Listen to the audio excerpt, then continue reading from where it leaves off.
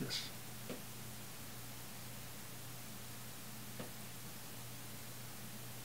And we're live. Am I live? Jeez.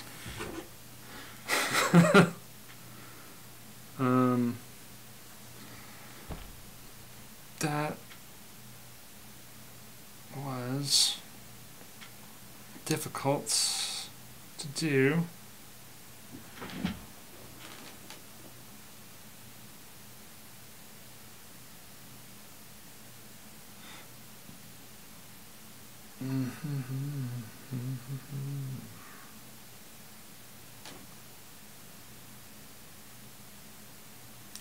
There we go.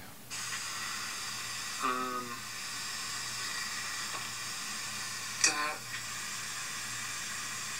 was difficult to do.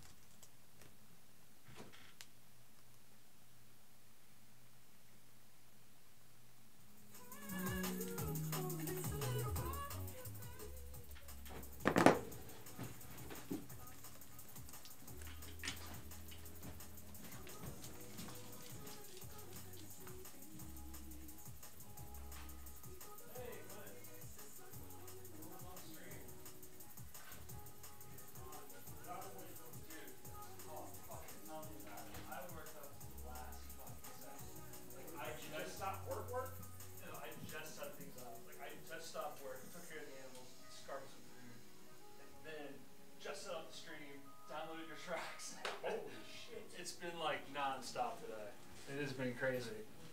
There he is. Today's everything. Today is just odd. Yeah, man. We had an earthquake. So let's see. Food didn't happen. I got to work late today. I'm trying to take Justin's advice and try not to dwell on college so much and try to read books more. Yeah. And it'll do something. Because keep in mind, the reason why I wanted to go back wasn't for credentials. It was just to be in a structured learning environment again, where someone's like, "This is what you need in school." But the dangerous part about that is like, You don't get even during my full term, they didn't give me that. Really, No, yeah. But I mean, like, you're gonna go back.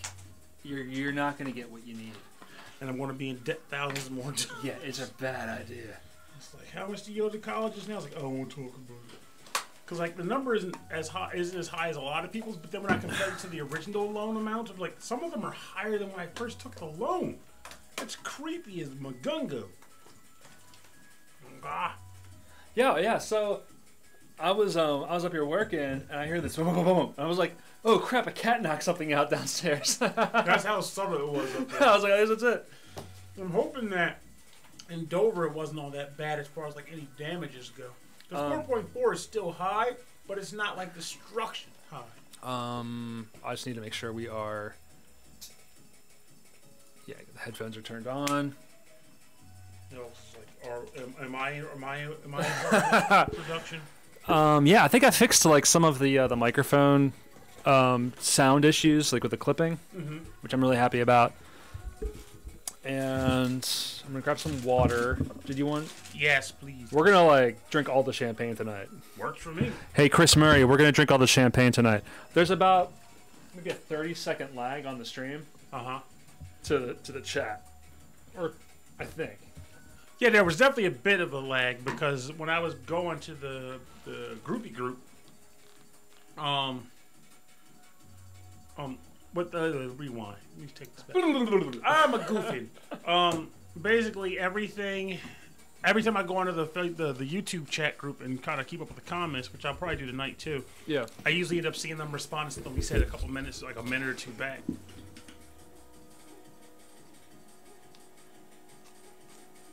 There we go. Get a little bit more Pernell in that shot. I don't know if they want to see me chew. Yeah, we are cruising at 30 frames per second. We're at least doing the Mario. Do the Mario! Alright, I'll this be part of the stream. Alright, so I'm gonna grab some water. Okie dokie.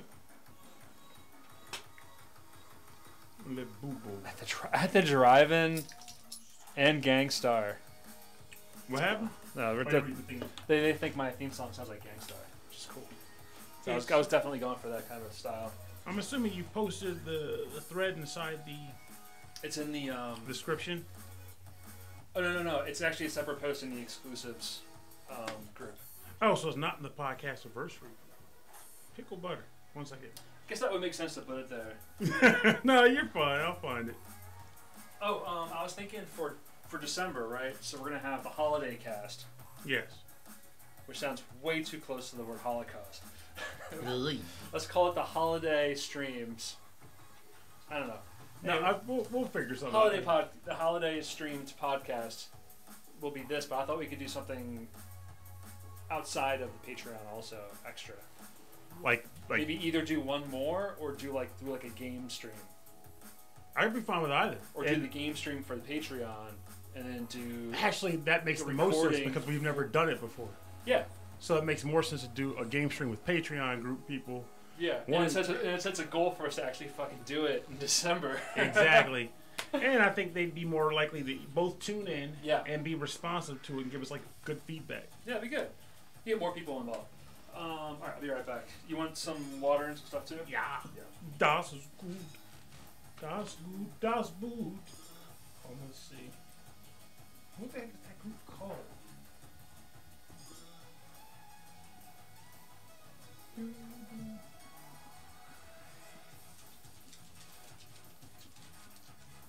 There we go. Found it. What don't you do?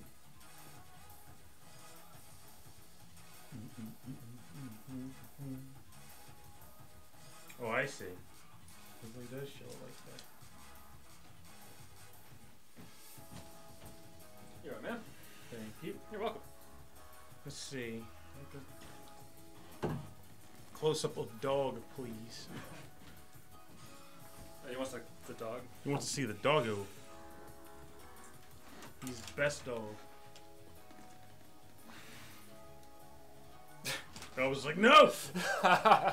You can't tackle him because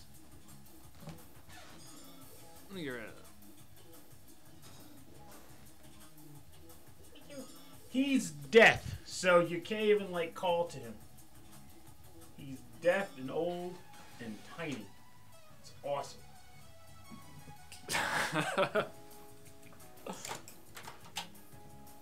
He's the classic podcast mascot, Baron von Wolfenstein. Okay.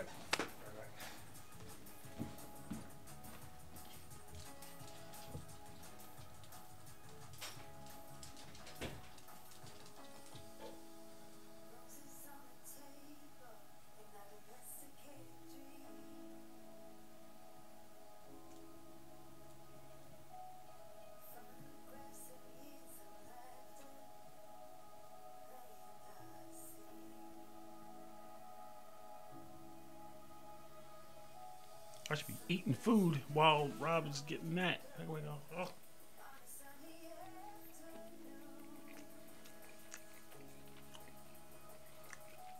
That is correct, sir. In all of his uncensored buffalo chicken wrap consuming glory.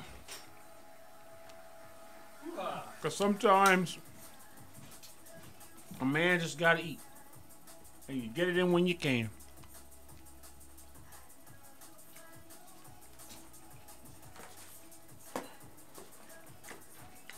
I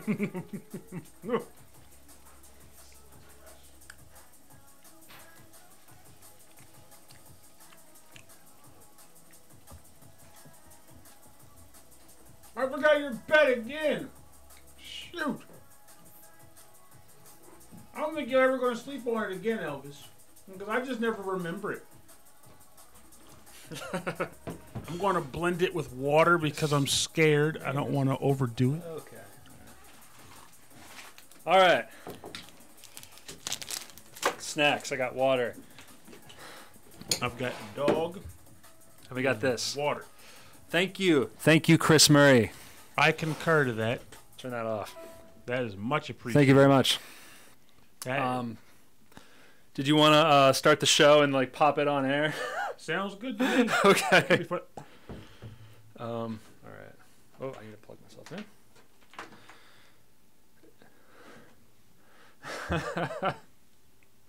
Oh, good. You're in the chat. Popping bottles. In the chat. Yeah, I probably won't respond in the chat too much though. Like it's probably better still talking to it because it lets me stay on course.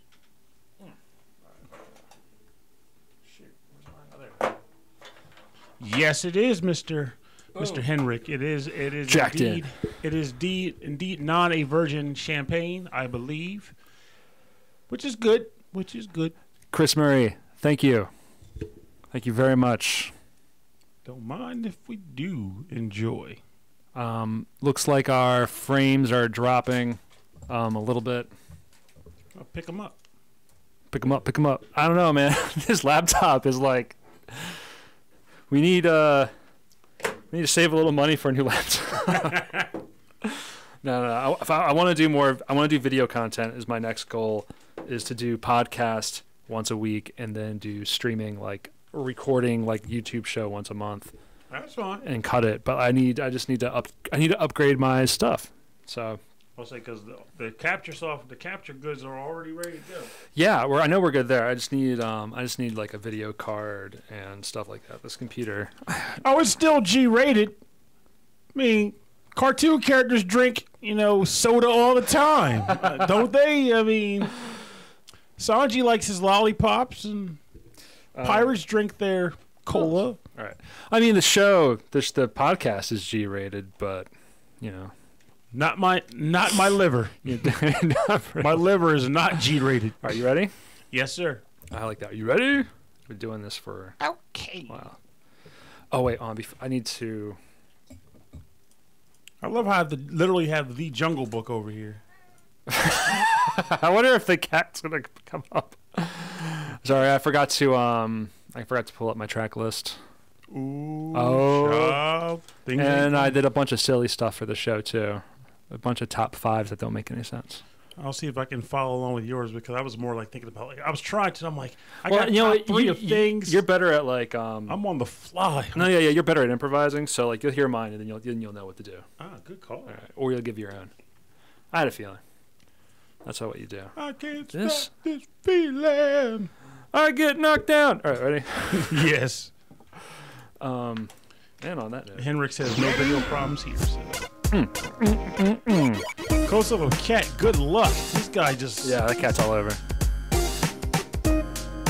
And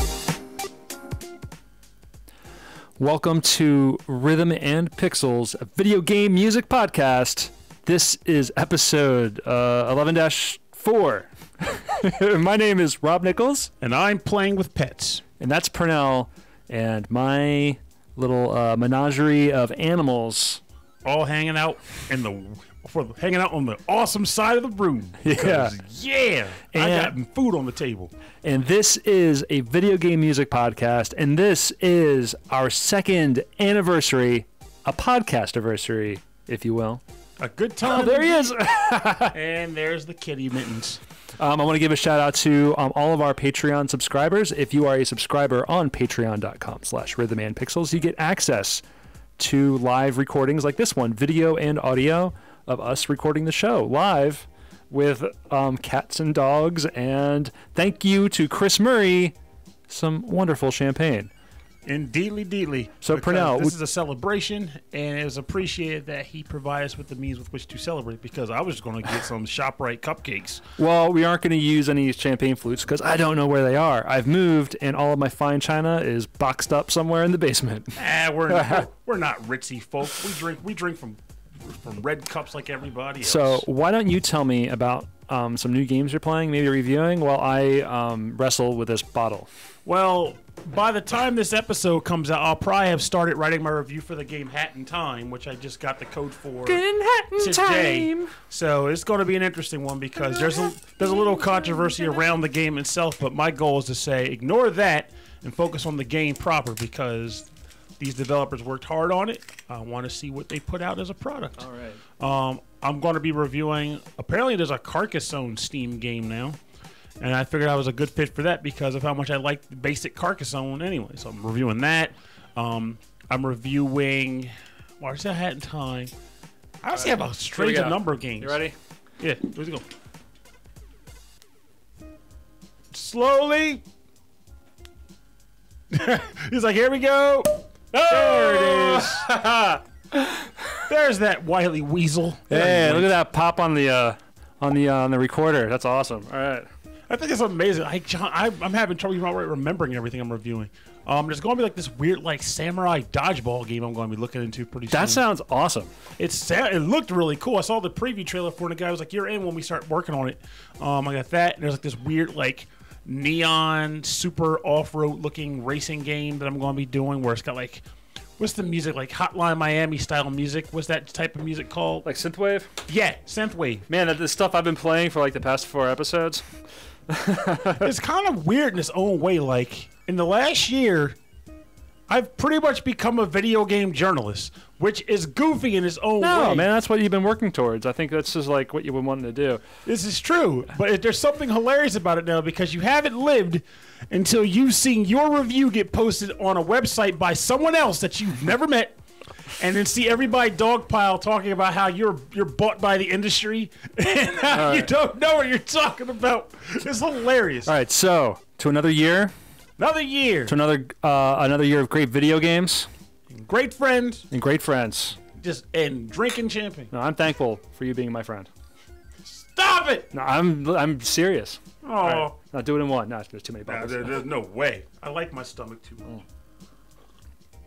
Well, that's good.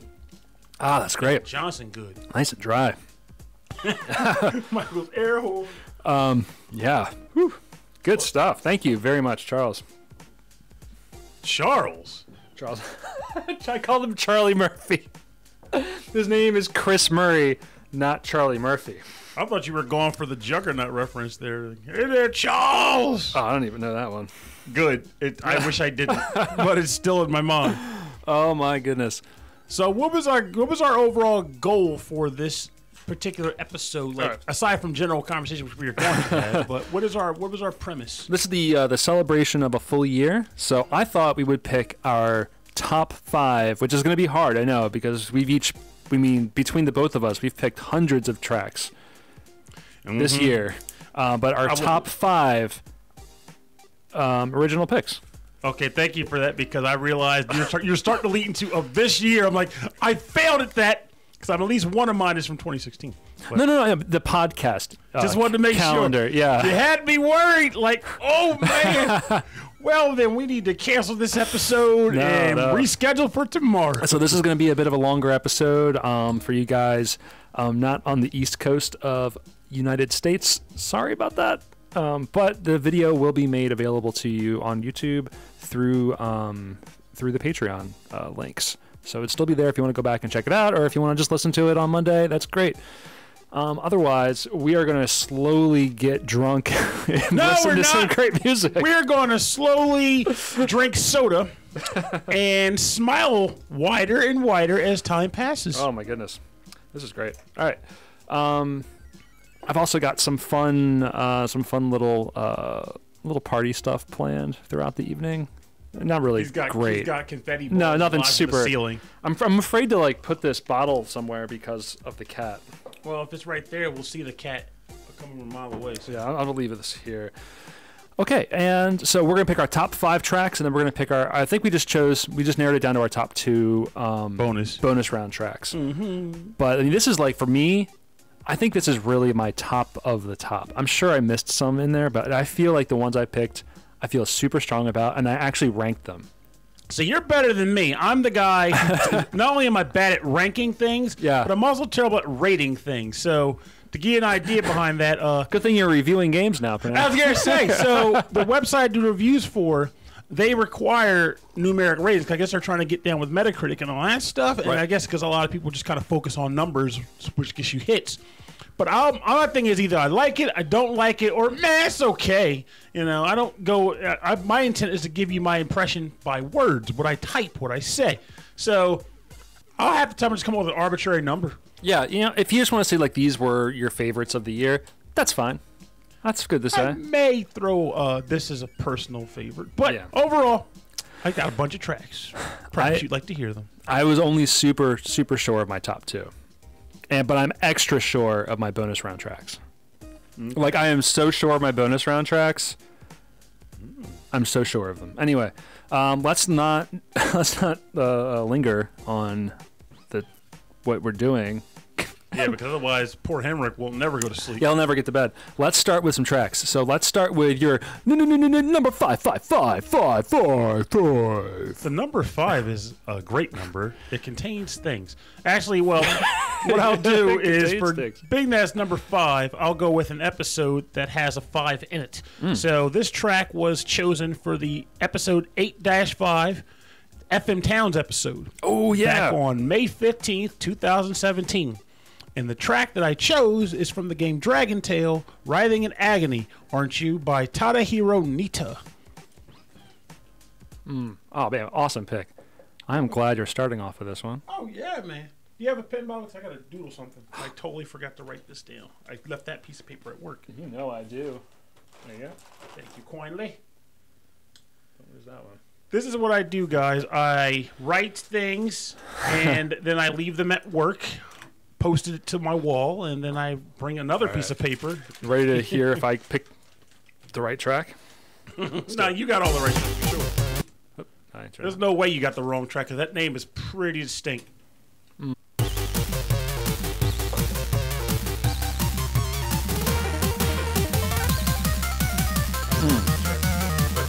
was understand why. It's a boss track, right? No, it's just a regular battle track. But it's a great battle track. It's so cartoony. Makes me think of Cave Story. I can see this being a Balrog. Yeah, Balrog. Bunch of Chris said, he said that was the first time, that episode was the first time I ever heard of FM Towns. Like, you and me both, Rob told me about it. Wicked.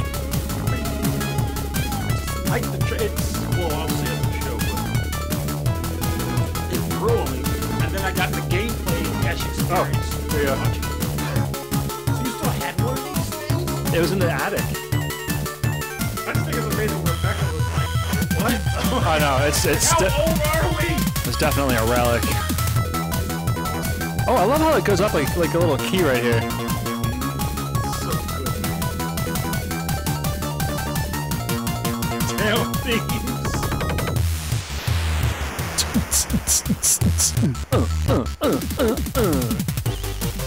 Are you ready?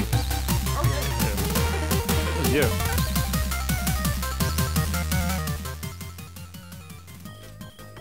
All right, we are back, and you're listening to Dragon Tale, title track being Writhing in Agony, Aren't You? By Tadahiro Nita. Aren't you? FM Towns episode was great. Yes, it was. First of all, that was hard to find like music that wasn't adult-themed games. true, though, I kind of almost wanted to pick an adult-themed game and then dance around it because that would just make it funny. Like, I can't say anything about it, but I got to talk about it. We This'll were be good. close on one of them. Marble right? Marble Cooking. Yeah. We're like, oh, that was a great game. It was really fun, and then suddenly, great music. The great music. But this track I picked specifically to come back up again because what I liked about it was I had never heard of this game before that episode. However, I did hear of Dragon Half because if you were a fan of anime back in the 90s and you were buying VHS cassettes, you were seeing trailers for this game with the hump on the pony pony, hump on the pony pony, and all that stuff that goes with it. So it was just kind of a spectacular thing to realize that there was a video game based on it that I had never heard of for a system that I had never heard of. So it kind of was kind of a perfect match for me. And then I watched the video of the game being played because I'll probably never get access to an actual FM Towns. And the game itself, while weird in execution, it was like a rock, paper, scissors card battle game. Yeah, I was seeing some screenshots of that, and I'm like, that's interesting. Didn't they do that in Princess Tomato? Yeah, Princess Tomato did solely rock, paper, scissors, but this game had like more than a rock, paper. It was like a weird, like versus cards and stuff. And just watching it all unfold to this music made me really happy to watch it happen. So many tracks. This is up top. Yeah, this is one of my favorites for the show. Man. Because it has that surprise effect to me, and I like the fact that it's very animated and cartoonish. Like, as we all know from hanging out, you and me hanging out, and from listeners listening to the show, I'm very cartoonish in an odd but fun way. You like that fun stuff. Yeah. Like when I hear like a track like this, I'm like, yeah, Pernell will be into that. Just as much as when I hear like a fun like rock track, like I know that that's a Pernell track. You'd be into it. Oh yeah, man. All right, so let's keep it on moving. Actually, my number five is actually a track that you picked. Really? I know it's actually it's surprisingly hard. Like when you're doing research for every episode, and you're picking out your favorite tracks for that topic to go back and think of someone else's song. But a couple of my tracks are yours. I love that. Yeah. So now I feel bad. But no, don't just feel know, just no. It's all great music. Would have been yours. It's all great music, but no, this one in particular, and another one which you'll hear later on, is amazing. This is from Disgaea 2: Cursed Memories. Ooh. This is Spread Your Wings. Oh, I know the track It's already. so feel good. It's amazing, and this is on the PlayStation 2, composed by Tenpei Sato. That's awesome. I forgot to write down the last name. And this is from episode 6-10, Pause, Save, and Tutorial. So this is like pretty early, almost right after our first anniversary. So let's give this one a listen. Spread your wings. Poof. Don't mind if I do. All right. Spread your wings. And fly. I love this song. Here we go. This opening riff kills me every time. Kills me. Here it comes.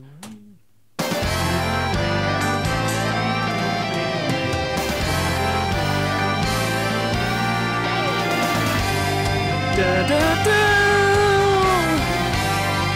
Here we go.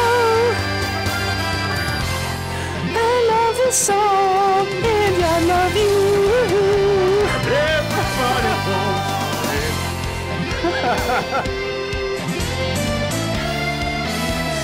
It really is an uplifting track. Oh, it's so uplifting. And it makes you sad because it only plays in that one part and it never comes back. I turned it so high up on the headphones.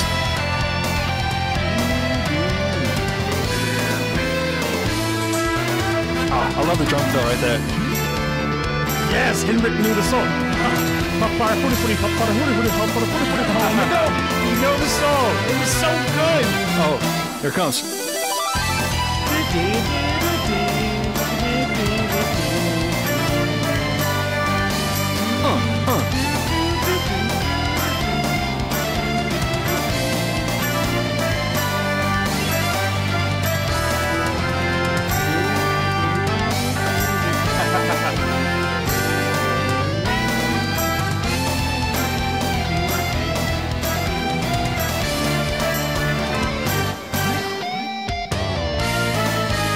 The bridge. I love this bridge.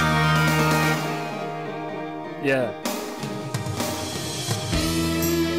Get a little Billy Joel going on. Yeah. Yeah, man. I enjoy my champagne, not show party.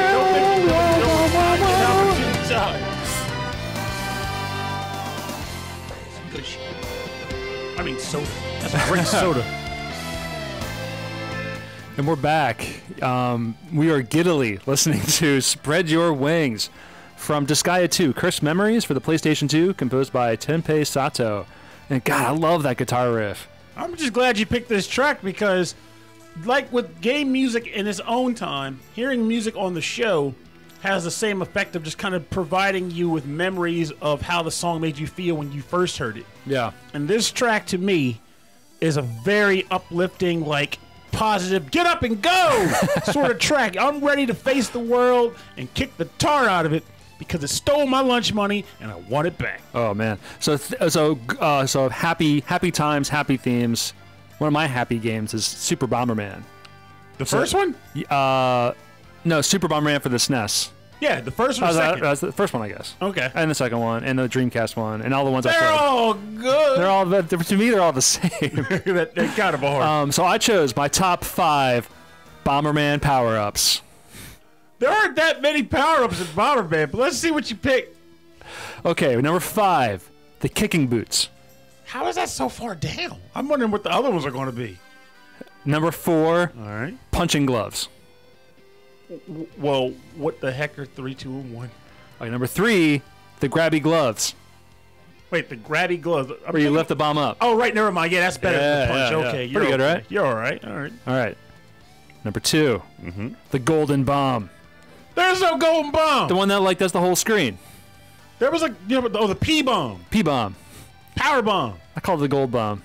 Power bomb. There's nothing gold about it. Number 1. Better be the life up or the remote. It's neither of those. What? It's the roller skates. Wow. See, yeah, we are so different. It's not even funny. First of all, no, you need to dodge. You need mobility. It's the roller skates. Yeah, the roller skates belong in the top. And then number 1. But number 1 is the remote bomb. No question about that. Remote bomb is number 1. Number 2 is the life up, like the extra hit. Yeah. 3 is the roller skates. Number 4 is the punch. And number 5 is the kick. I can't believe I numbered those, but you brought it out of me. How'd you forget about the remote control bomb? I don't remember that at all, man. It was the best thing ever. You could just drop a bomb, turn the corner, boom, detonate. It was perfect. Oh my god. It makes the game so easy until you die. It's like the options and full power loadout of Gradius. When you die with the remote bomb, it's depressing. Oh man. It's like the sticky bombs or like the remote detonators in GoldenEye. I love playing with those things. I think when you think about sticky bomb, I'm thinking about something different when it comes to Bomberman, because I think about the jelly bomb. Well, I was relating it to GoldenEye for the N64, which is one of the only N64 games I've played. Chris just mentioned that there was a gold flame power. Maybe you were thinking about that, because the gold flame is the max increase, and he is right. I'm telling you, Chris knows what's up. Way to go, Charles. Grab that. Not while I'm sipping. But all right, let's jump to our number 4. All right, I think it's kind of interesting. I'm going to go with this because earlier Chris Murray made an interesting comment about how he thought the FM Towns episode was related to Towns music before he learned that it was a console. Yeah. And fun fact, until Rob brought it up, I didn't know it was about a system either. I didn't know FM Towns was a console. But what was a computer system? Yeah, whatever. But I figured since one of my tracks ties into actual towns, I'm going to go with that as my next. So The next track in my selection rotation is A Curious Tale from the game Secret of Mana, composed by Hiroki Kikuta, chosen on episode 3-1 Town Music back on April 18th, 2016. All right, let's check it out. 3-1? Yes. We're talking way back. I thought we were doing the past year. I mentioned earlier how I screwed that up. I thought you meant like... I mean, I screwed it up. So okay. All right. You know what? We're here. We're here. That's good. It's fine. I'll mention it next week, or maybe later on. I'm like, oh, by the way. No, don't even worry about it. Because you did tell me, and I just did not think about it. Because we're drinking. It's funny because I pulled these tracks down, and I didn't even think of it. I was like, that sounds familiar. All right. But I do love the song. This is a lot more chill than what we were just listening to. And I won't lie. It kind of helps that we did, because I looked at the Podcastiversary 1 episode, which I'll bring up later. But that one was just regular episodes, like regular tracks that we picked for that episode, like no like top tracks. No, we did. Didn't we? I'm positive. Anyway. Didn't we? Yeah. Oh, yeah. Close your eyes and make believe, and you can be anywhere. Walk around and tell me stories about things. Sowing seeds and making. Yeah, it totally was. So I replayed Magical Moon from McDonald's Treasure Land Adventure. And you played Shot in the Dark again. I played Outer Space from Spring. Oh! And you played... This is your third time playing Animus Resurrected. No, we played it once. This is 2. We can't play it 3 times. No, leave it for last. Are you sure? Yeah, I'm sure. Or when you have time.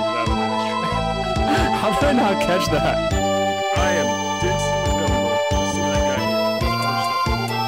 This is the first time. This is amazing. This is why having the live broadcast is awesome, because now cats are like, wait a minute, Pernell did what?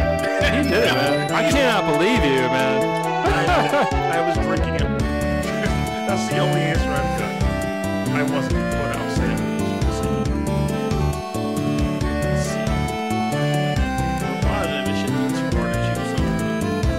All right.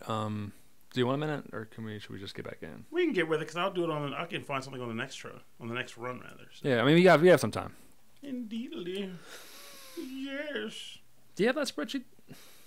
I mean, probably not on your phone. Google Drive, I can get to it. Yeah, because it's on Drive. It's on Drive, yeah. It's helpful. It took a long ass time to do. Oh my god, writing out every track. I should have done it from the start.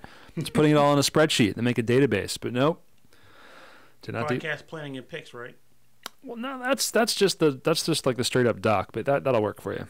Okay. All right. I'm gonna bring us back. You ready to bring us back? Yeah, I'm good. All right. I just want to make sure. Didn't want to throw you off. It's okay. Yeah.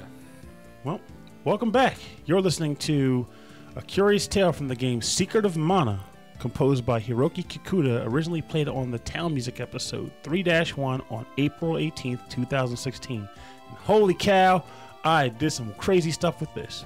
But I am still glad I did some crazy stuff with this, Pernell? Yes, in the form of the fact that I chose it for this episode. Oh, yeah, anyway. But it doesn't matter, because I want to listen to this track. It's a good track. This is another... I think this is a feel-good track. Feel-good. It's a feel-good track, but in a different way. Like, the last track was like, it's that feeling you get in the last day of, like, school, but, like, when you're, like, 14. Yes. That was the last track. This track feels like hanging out on the beach with a whole bunch of friends, and it's, like, the middle of the day, and you're just talking about, like, where you're going to go get lunch. Yeah, this is a very... To put in perspective, this track was one of my tunes where back in the days when you only could record music for your games off of a cassette adapter or something, I didn't have the game soundtrack, so I would just let the game run while I did whatever I wanted to do around the house. It was good for having the window open, let the breeze flow in, and just put your feet up on the bed and stare at the ceiling and relax. It's a track that inspires exceptionally positive feelings within me, nostalgic feelings, and even just feelings of reflection. I don't know. Yeah. I feel like a lot of Secret of Mana evokes those feelings. I think that's why it's so powerful. As it's true. Like, you got to imagine they're doing a remake of this game. It's supposed to be coming out in February on the PS4 and all. And very few games can I think of where for a re-release, people are saying, don't even give us new music. Don't update the music. We just want the old music to play over the new graphics. That's what kind of treatment this game is getting. And for good reason, because of wonderful, glorious tunes such as this one right here. What's not to like, I tell you? Don't answer that because it will be wrong and I'll be upset. This is a great one. This is a great one. This was a great episode, too. So, this was the Towns episode? Yes. This was the first day of spring. In this house, right? In this house. 2016? 15? No, it was 16. 16? 2016? Yeah, 2016. Last year. Wow. It was a beautiful day. Yes, it was. And that's why the actual screen cap for that episode is outside on your backyard tree. Yeah, that was the time the tree blossomed. And I learned how to climb a tree. That was great. Getting down was a little tougher, but since I'm so tall, I just kind of stepped off the branch. What's fun is like once you're like tall enough, you can just fall. It's just a controlled falling is okay. Yeah, and that's pretty much what got me down. I'm like kind of dangling. I'm just like, whoa, am I coming down? Wait a minute, I'm tall. And just stepped off. I can tell you done deal about my trip to the parkour, like a parkour gym in Philadelphia. There's a lot of falling. But you learn how to do it, and it's great. Now, here comes an interesting question. Will this be actually, here's a top question for you. Maybe they have to be top 5 because I'm throwing it to you sporadically. No, that's fine. What's up? Favorite foods and games? Favorite game foods. Okay. I really like the parsnips in Super Mario 2. Interesting. Yeah, I think they're really cool. Bonks. Yeah, and I really need to think about this. I can't think of anything good right now. I mean, there's the obvious choices, but I'm vegetarian, so I can't be like the stewed meat that you find inside a wall in Castlevania. It still counts. I mean, if this is like how creative it is that it's there. Yeah, no, I like that. I do like that. Okay, in Grandia 2, when they eat the fruit that gets them drunk, that cracks me up. That's a good selection. I do like that. And what about you? See, I have a weird taste in that regard. I would say one thing that I would like about it is my number one, regardless of any other things on the list, would be pepper beef from Mao's and River City Ransom. Yeah. And I can't remember what the mall is that has it, but all I know is it's right next to the bridge where you have to fight Benny and Clyde if you want to grind for money. So it was a perfect location to just kind of climb up the stairs of the bridge, go one screen over, go to Mal's, get your $5.99 pepper beef, go back over, beat up some thugs under the bridge, do it again. It was perfect. And quite frankly, I'm just a big fan of spicy foods anyway, and I didn't actually have real pepper beef for at least 10 years after that game was played by me. So it was an interesting experience to finally see what pepper beef was and how this guy could get the entire meal in his mouth in one gulp. Yeah, I do like the animations on those. Another thing would be this now it's no orders, just meat. Yeah. The giant clump of meat that you get in Bonk games. So yeah, in Bonk you get there's 3 levels of power up for him, or 2 levels. There's his basic form, then his kind of crunked out form, and there's holy crap, watch out, he's got a butthead form. Bonk's crunked out form. It's crunked out. What? That's what he does. Yeah. Oh god. But that's how he looks. So he looks really like Neanderthalish. But I guess it makes sense because he is supposed to be a caveman. But there's this giant slab of meat you can sometimes find, and the giant slab of meat is instant crazy butthead mode. Yes. So it makes weird how it's just like bouncing around. Yeah, his like eyebrow gets all funky and he eats it again. One bite. It's just hilarious. All right. I can think of 5, but I think my last one's going to be the apples from Super Mario World. You know, where Yoshi eats the apples. They always look like so bright and chewy and like crisp. They are, and then you eat 10 of them and you crap a mushroom because somehow that makes sense. There's a lot of fiber in apples. That is true. Anyway, moving on. All right, so my number 4. Wait. Yes, it is your turn. Yeah, this is yours. Yeah, I know. I usually play the classic tracks. I know. It doesn't fit. It doesn't feel right, I tell you. My top 3 are all classic tracks, but no, number 4 took me by surprise. I did not even know that this existed. This is from episode 6-7, our focus on Michiru Yamane. And this is from Skullgirls. And this is called In a Moment's Time. And I love this tune. Like, once I heard this, I could not get the tune out of my head. And I also couldn't believe that this was part of a fighting game. Okay. And completely composed and arranged by Michiru Yamane. So this is called In a Moment's Time from the game Skullgirls. And you can find this on all great systems. Honestly, you're not too far off. Yeah, from that. It's literally on like everything. Pretty much. All right, so enjoy. Oh, pretty good timing. I've already got one of them. Now I just got to find one more. Because I had 3 tracks from 2016. Holy, no, you can only do one. That's fine. I don't mean to sound like a jerk. No, it's fine because I have to download them again. Oh, honestly, you're on the old one. And I've got like the stream going and all that. Yeah, just give me one. Okay, I can do that. Because I mean, like you can play one back. I just don't want to like replay a track 3 times on the show. Good call. Good call. In that case, then I'm covered. I'm scratching out GK. All right. And I got 2 others. Cool. I do appreciate it. All right. Whoa. Here is In a Moment's Time. Need a refill? Oh, yeah. Top of the hill. It's like the right song to drink to. Why so down tonight? So, Just another day that didn't go your this way. day has a great Don't you way make she me sings. sigh? Let me tell Why you. does clinky My sound? hand, don't toss and turn. Let's just lie awake. In just a moment's time, you'll wonder why you ever thought you ever longed for more than you've got. 'Cause baby, you've got The burgers in the trash at Earthbound. and me. I'm gonna hold you tight through the night. The bed bugs better. Hope that I don't bite while you're counting sheep Oh, hypervoid. in your head. It's time to hit the I vote for side. Hypervoid. Kapow, Because that song was smack rocking. those troubles down. Like, we're not recording KO Say them what you down. want. Yeah, man.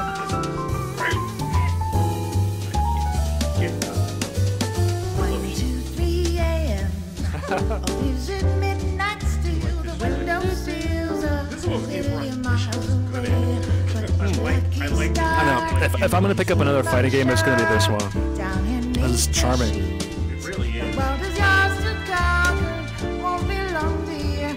I'm the king and you're the pawn. We're a perfect pair.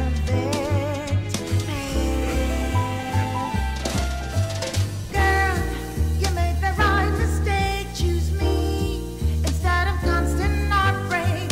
Now let's raise the stakes. Go on, you earned it. Ask for any wish I'm on it. Grant it word for word, I promise. Baby, that's the charm you got in me. Yes. Don't you be afraid.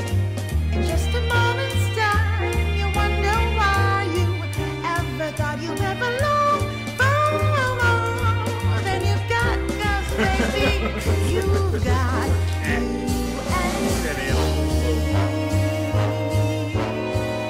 Camera shot. Oh, game solo. Garbage burgers. Yeah.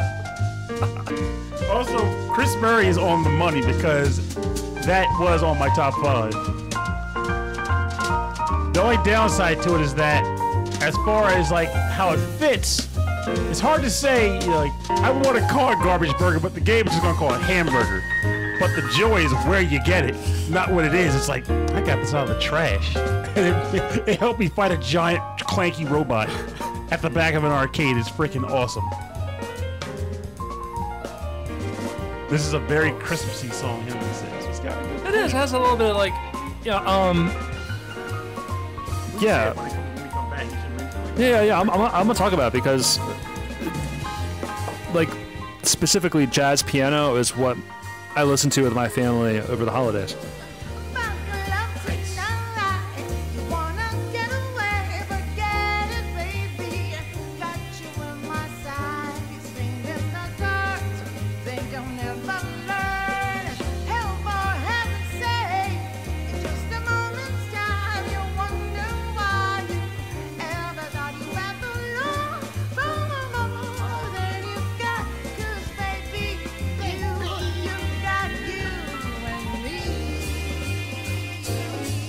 So good. We're going right back into it. Oh. You know, this is the part where it says, like, thanks for playing. I love it. I got this feeling it probably plays in the game where you're actually beating somebody up, though. Like, what a interesting No, I track. think it's the credits. Oh, really? Yeah, I think so. Oh, this song makes me feel good. I gotta put this on my app up. On my playlist. Rock hard food from what? This was from in a moment's time from the game Skullgirls for the PC, PS4, everywhere where you can play games. And it's composed and arranged by Michiru Yamane. I don't know who's singing. I don't think it's Michiru Yamane. That could be the secret of gaming. Like, it could be her. Is that like the secret? Her secret angelic voice. Oh my goodness. Oh crap. What happened? Did you erase all the dialogue? Oh yeah, everybody. Episode or just that part? No, we can go back. Live stream, everybody. Live streaming. There we go.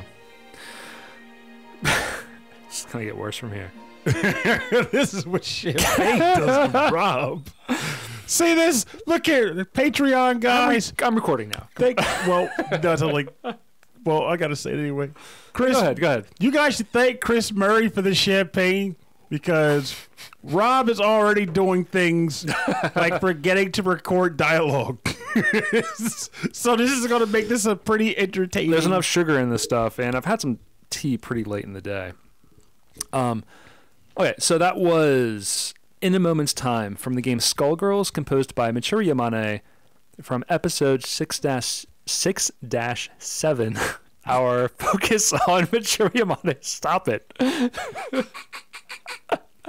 Love it. I love that song. So, yeah, on the stream during this song, we were talking about the holidays and how they're coming up and how it's almost December. It's December for some of our listeners right now.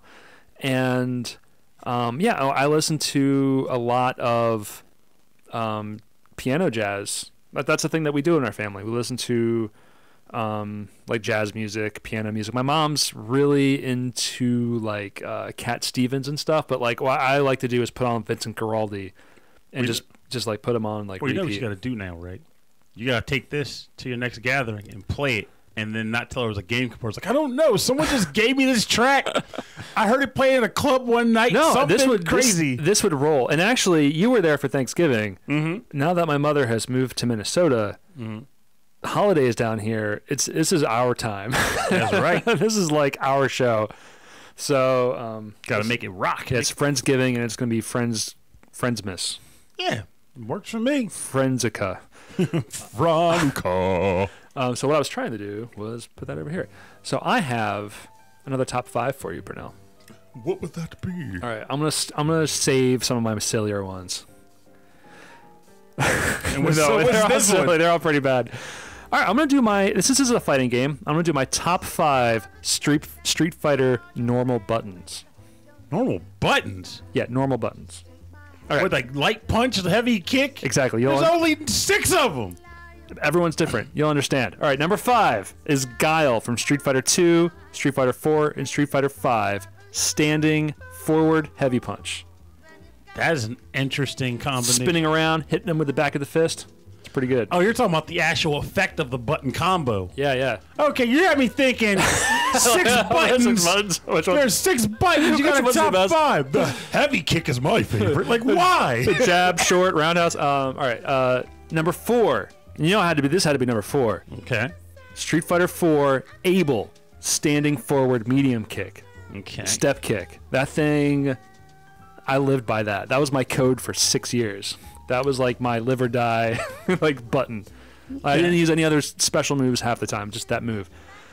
Number 3, classic Ryu standing heavy punch from Street Fighter 2, 3, 4, and 5. Man, Just straightforward heavy punch.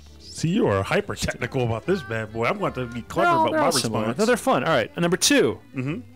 Really specific on this one. Chun-Li, standing heavy punch from Street Fighter 3. Oh. Where she like slaps. I love that. She goes, bap, bap. Because you hit it twice and you get both hits out of it. And they're both pretty powerful. And they're amazing. I think she does it in 5, but I'm not a Chun-Li main, so I couldn't tell you. I agree with you, Chris Murray. This is a very specific top 5 list. Yeah. Number 1. Number 1 top. Edmund Honda. That's his first name. 100-hand fist. No, this is a normal. What? Jumping light kick. The butt stomp. Okay, yeah, that has to be number 1. Flying butt stomp, number 1. Well, I don't play enough fighting games to have button combo specific things, but what I can do, if I think hard enough, is just random 5 favorite moves and fighters that I can recall off the top of my head. Top 5 favorite fighting moves. Rival schools, Hinata's crazy like air spin kick that's not quite a Ryu Hurricane kick, but it's her special thing when she goes Riga-Riga-Tong or something. Yeah. And then she follows up with that like I think we just talked about rival schools in the last episode too. We should talk about it every episode. We should have a whole rival schools episode. But like that second, let me see. Guilty Gear, a lot of these are going to be from that. Guilty Gear Cross 2, Milia Rage's crazy like hair dash. Yes. It's basically, good. First of all, her hair is a weapon. It's a living weapon. And one of her moves is that she kind of turns, she kind of wraps it around her back, through her legs, sits on it, and then shoots across the screen. Because somehow her hair becomes gets jet propulsion, rocket ability, and she just kind of wrecks faces when she does it too. It's freaking glorious. Another one, still from Guilty Gear Cross 2, Bridget and her weird yo-yo roller skate into a teddy bear combo. I like that one. Where she just kind of like dashes across the screen while riding yo-yos, and then like her living teddy bear just starts like kind of You love the off. crazy stuff. I love that. This game is awesome. That's why you love rival schools so much, because it made no sense. Exactly. Which reminds me, next one.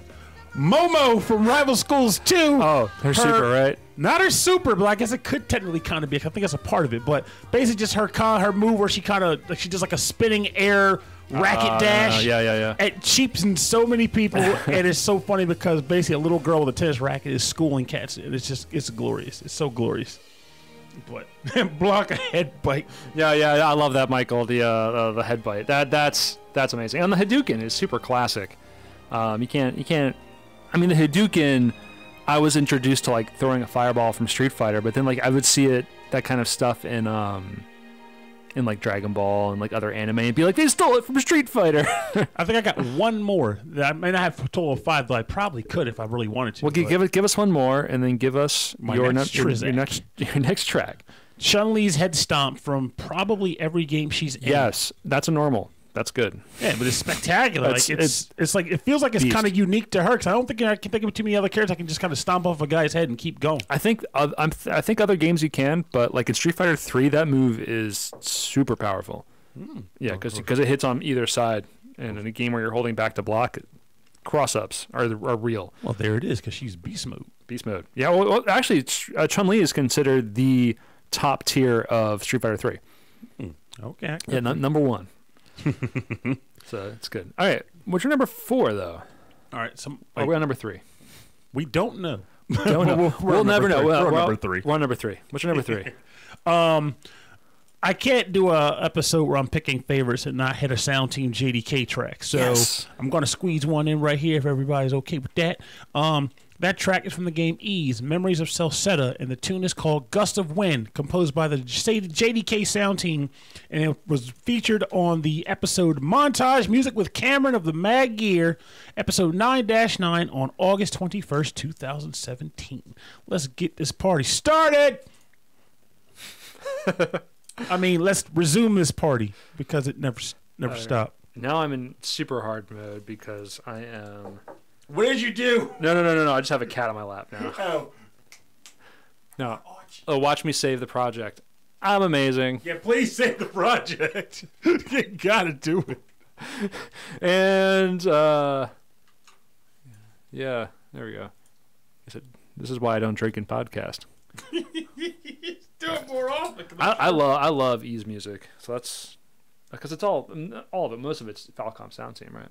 Mm-hmm. All right, let's do it.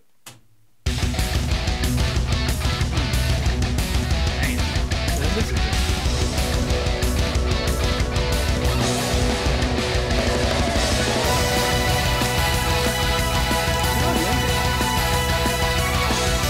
remember this.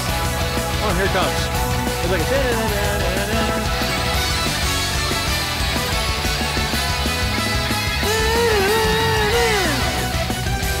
Wait, you played this at like Kingdom Con, right? No, I might have played 8. Practice, not that if I did, maybe I would play later. But I'm positive it because like Ethan John was dancing, and I feel like he was too obscure to play there. Right.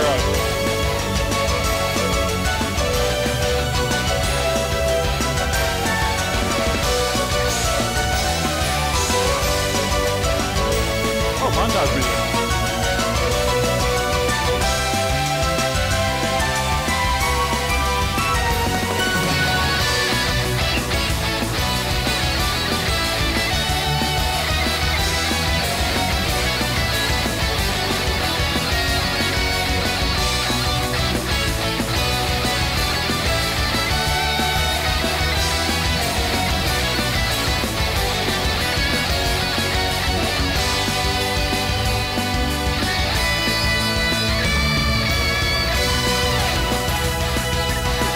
This is so Falcom right here.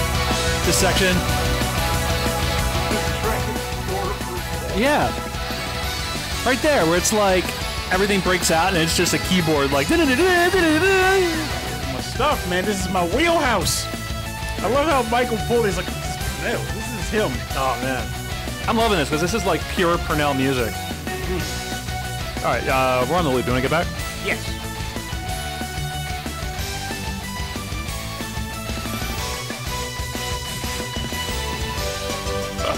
Here we go.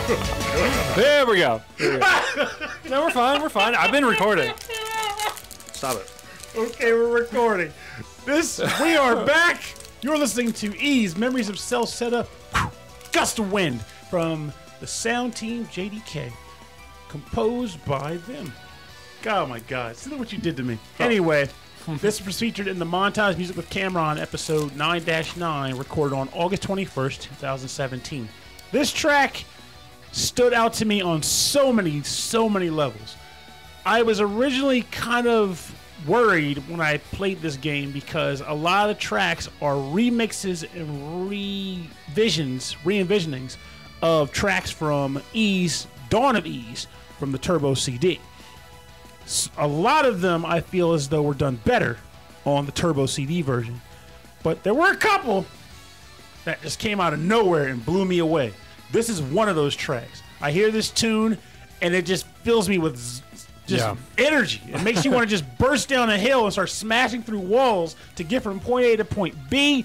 If you're on task to get something done and you need to kind of bring yourself back into the game, if you're ADHD rowdy, you need to focus. I like that, rowdy. If you're ADHD rowdy, this will bring you back on point, focused and ready to take care of business.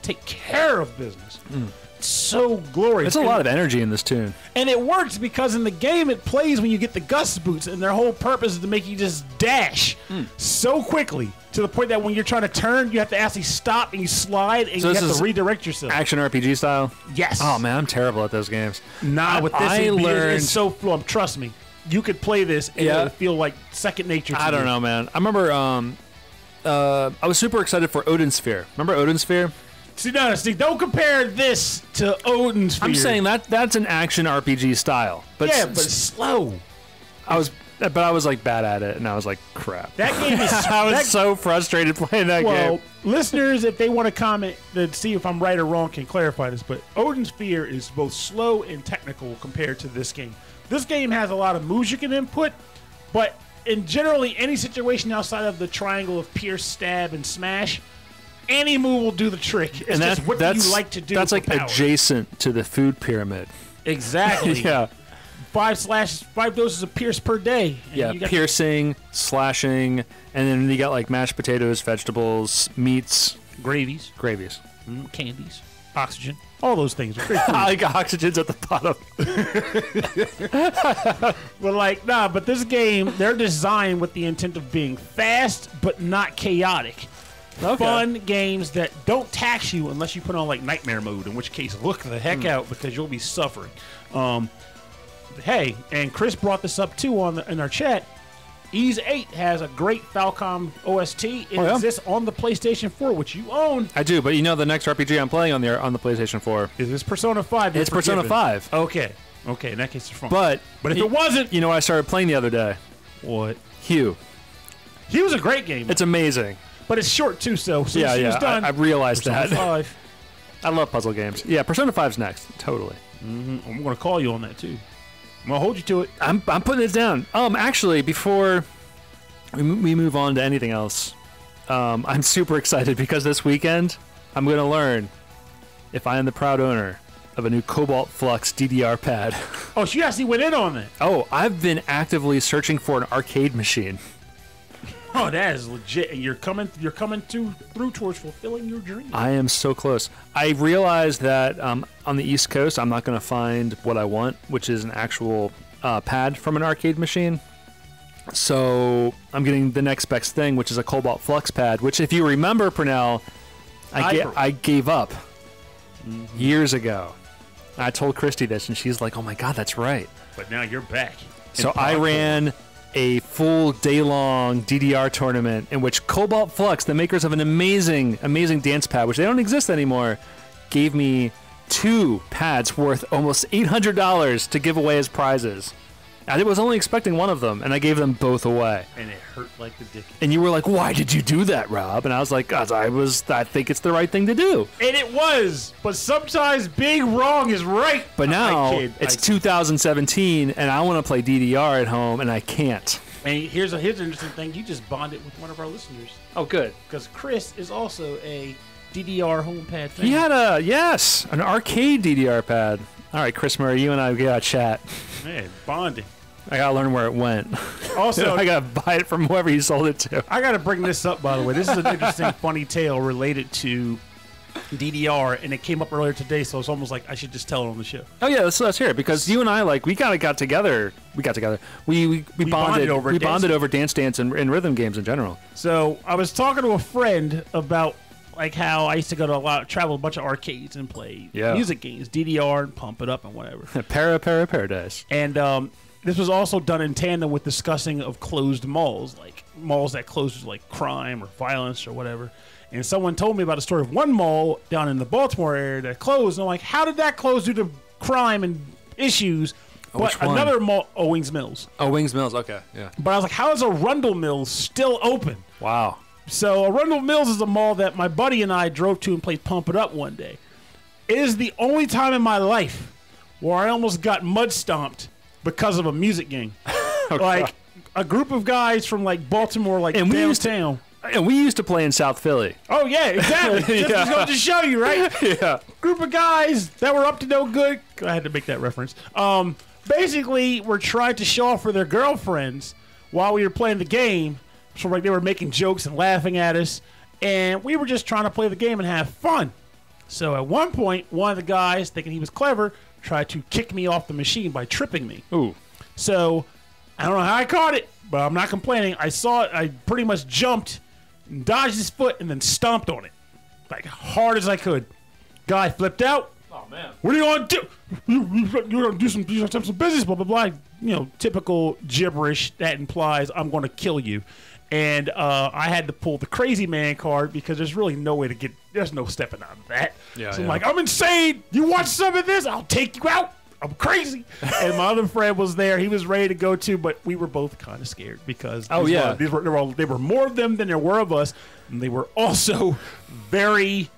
They looked very much like they could actually throw down. So we got rescued in its own way because basically 2 guys who were military, he told us this later, and they were pretty buff. 2 military guys saw what was going on and walked up and said, "Are you harassing our friends?" Oh wow. So basically, I don't think they intended to fight, but they could have if they wanted to. But the intent was to say, look, they didn't come by themselves. There's more of them than you think. You want to do something or what? Yeah. And they backed off because these 2 guys alone would have just wrecked them. It's so sad. Like, people just having fun happens to be in public. People just want to start stuff and just give people a hard time. And, like, you think that like the whole bullying thing is over, like, when you're past your 20s and 30s? No. People are still stupid. Yes, they are. Oh, yes, they are. I hate that. So that was probably one of the luckiest instances of my entire life. Not the actual fact that they wanted to, just curb stomp me, but because people actually came from out of nowhere and did a good deed and literally saved our butts. Wow. So, because there was really nothing I could do. Like, it's like either you can get hurt or you can stand up for yourself and then get hurt. But But this will lead into a question I can ask you that you can answer on after your next choice of track. Okay, what you gonna ask me? Luckiest gaming moment that you can recall. Oh my goodness. You have a whole track play to come up with one. So yeah, I know that's true. That's true. All right, so my number 3 pick. All right, my number 3 pick is classic, and you picked this one. I'm pretty sure, but like this is one of my favorite songs of all time. This is from Streets of Rage 3. The Poets 2. Poets 2. I did pick it, and that's an excellent This choice. jam makes me want to like just dance. And I just might. Koshiro was the man. He was. He is the man. He is. He was. God bless him. May he rest in his home. Wherever he is. May he rest in his bedroom with a bag of Cheetos. All right, let's check this out. This is The Poets 2 from Streets of Rage 3. Yuzo Koshiro, Motohiro Kawashima. This is from 8-2 Club Dance Music. Let's go.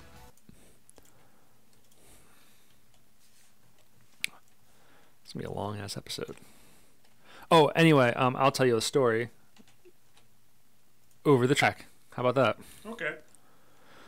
Because I still play in arcades every Sunday. And it's a good dance track. Alright, let's just do the opening first.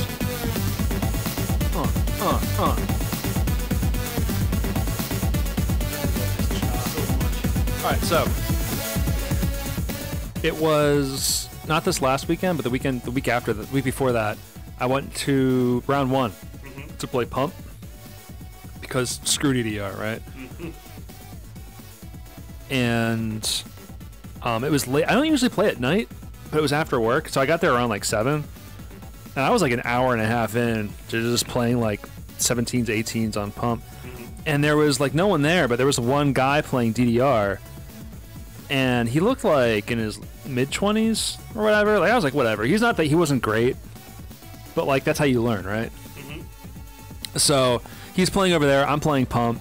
And then I was wrapping up. I was getting exhausted. And, like, these 4 dudes kept walking by and screaming at him, like, you suck, man. Calling him, like, the F word and this and that. Like, it was just, awful. I was like, what the hell? And he was, like, ignoring them, but clearly it was bugging him. It can't not. Like, how can it? Yeah. Stone. But, like, for whatever reason, they were ignoring me. Maybe because I've got gray hair. I don't care. So I grabbed I was finished. I grabbed the stool and I sat next to him. And I was like, hey, man. Like, you're playing a classic track. This is good. You're doing good. That's what's up. And they came by, and I stared them down. I fucking stared them down. And they just kept walking. I was like, yeah, because, like, they're gonna pick on the one guy, like, who's, like, you know, goofy playing a dance game. It's sometimes about having that support. But not too weird goofy guys. If you're by yourself, you're easy picking. Yeah, if you're totally. With a person, it deters more people from being a jerk. Yeah. So that is awesome that you did that. So, but yeah, so I'm excited to start playing ITG at home, Stepmania, because that's all I care about. I'm tired of DDR. I love Pump, and actually there's a few songs being released in an update this week. Actually, that makes me think. On Pump. I'm going to say this on here so he'll eventually respond, but have you ever played Pump It Up, Chris Murray? Because Pump It Up was always my preferred dance game, but I like the music in DDR, but like the steps and music of Pump It Up. So I ended up moving to that, and for a while I was like preaching to the choir about how awesome Pump was, and view it, listen. And now more people are coming around. And it's glorious. Well, not now, but over the last few years, people have been coming around. And also, that's an interesting question. Top 5 guilty pleasure games. No. There's no guilty pleasure games. That's all real. I don't know. I may have a few. I just have to think a little bit. All right, I gotta come back from this track. No, I work for a company in Houston, so I travel. I fly like 4 or 5 hours, and I go down there for like weeks at a time. And I'm like, yeah, you guys are all playing, like, they all play like Madden, and they play Overwatch and all that stuff together. And I'm like, what do you play? I'm like, ooh, I play DDR. We throw footballs. It's like we're running. We're practicing it's our active, running plays. Right? What happened? No, I lost my train of thought. We'll pick it up again. I got it. It's on its way. Are you ready? Mm-hmm. I know Christy's on her way home too. Her phone was dying, but she texted she was on her way. She might not be home. She would have closed the door. Anyway, ready? Yes. All right, we are back. You are listening to The Poets 2 from Streets of Rage 3 by Yuzo Koshiro The man, the and myth, the legend. Motohiro Kawashima. I love how I called him a myth. Like, Actually, I think I saw him at MagFest. It was weird. I just shared a link on Facebook for Digging in the Carts as I'm doing these live DJ sets. I think someone just mentioned it. Nah. Oh, okay. A good top 5. All right, yeah, I got another top 5. That's coming up. That'll come up later because I got to think about that one. No, but this is a different one. I think you could probably answer. No, I see it. Oh, okay. I need to think about it. Okay. So yeah, I do really love this tune. Actually, and I remember this tune actually came back to me because of ITG playing In the Groove, because someone had created a remix. I played this remix. It was from an artist called Mayhem. Interesting. And it was called Nintendo Don't, and it was like Genesis does what Nintendo Don't, and this was like the middle section of the song was like just this, and I learned more of this track from playing that song on ITG, which is just essentially DDR. So I'm gonna do my next top 5. And how do you feel about that? I'm not sure. I'm kind of anxious. I'm scared. You should be. Do? You should be, because this is my top 5 Purnell curse word substitutions. You guys have a checklist of those. I keep track, Purnell. I'm curious to hear what. So, for our listeners, we don't just keep it clean on the podcast. Purnell likes to keep it clean for fun. This is very true. But number 5, Snapple. Snapple. I have used Snapple. Iced-T. I have used Snapple. Number 4. I'm surprised at number 4.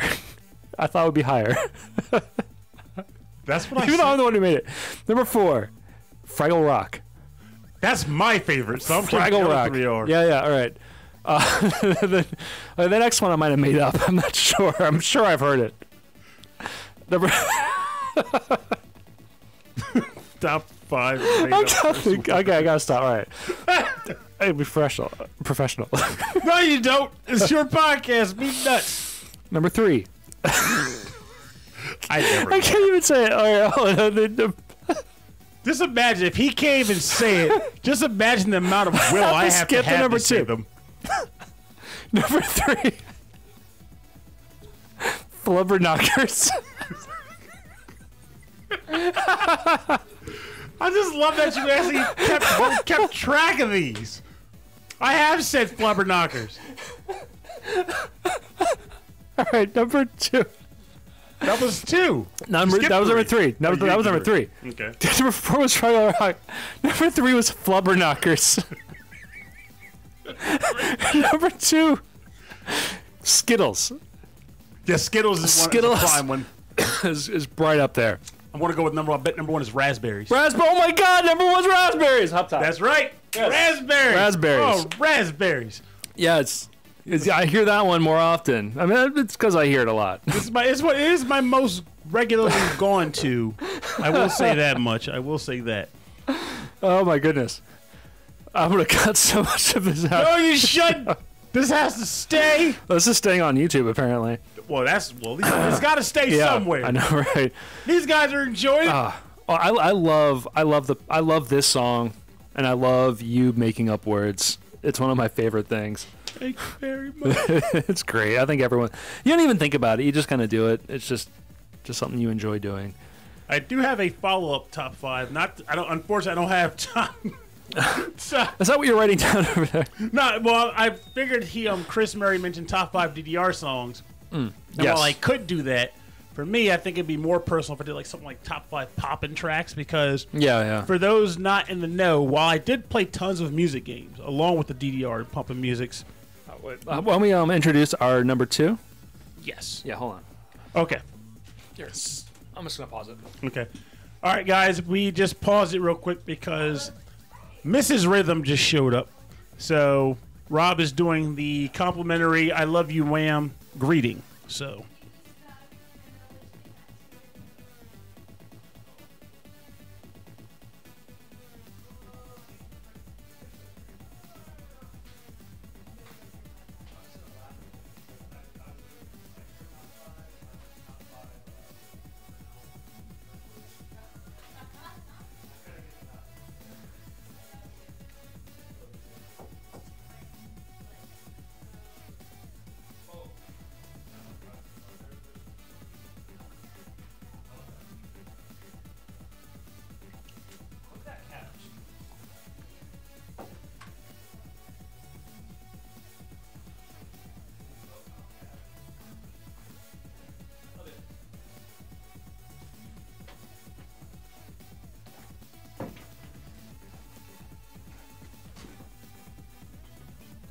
still recording. That's great.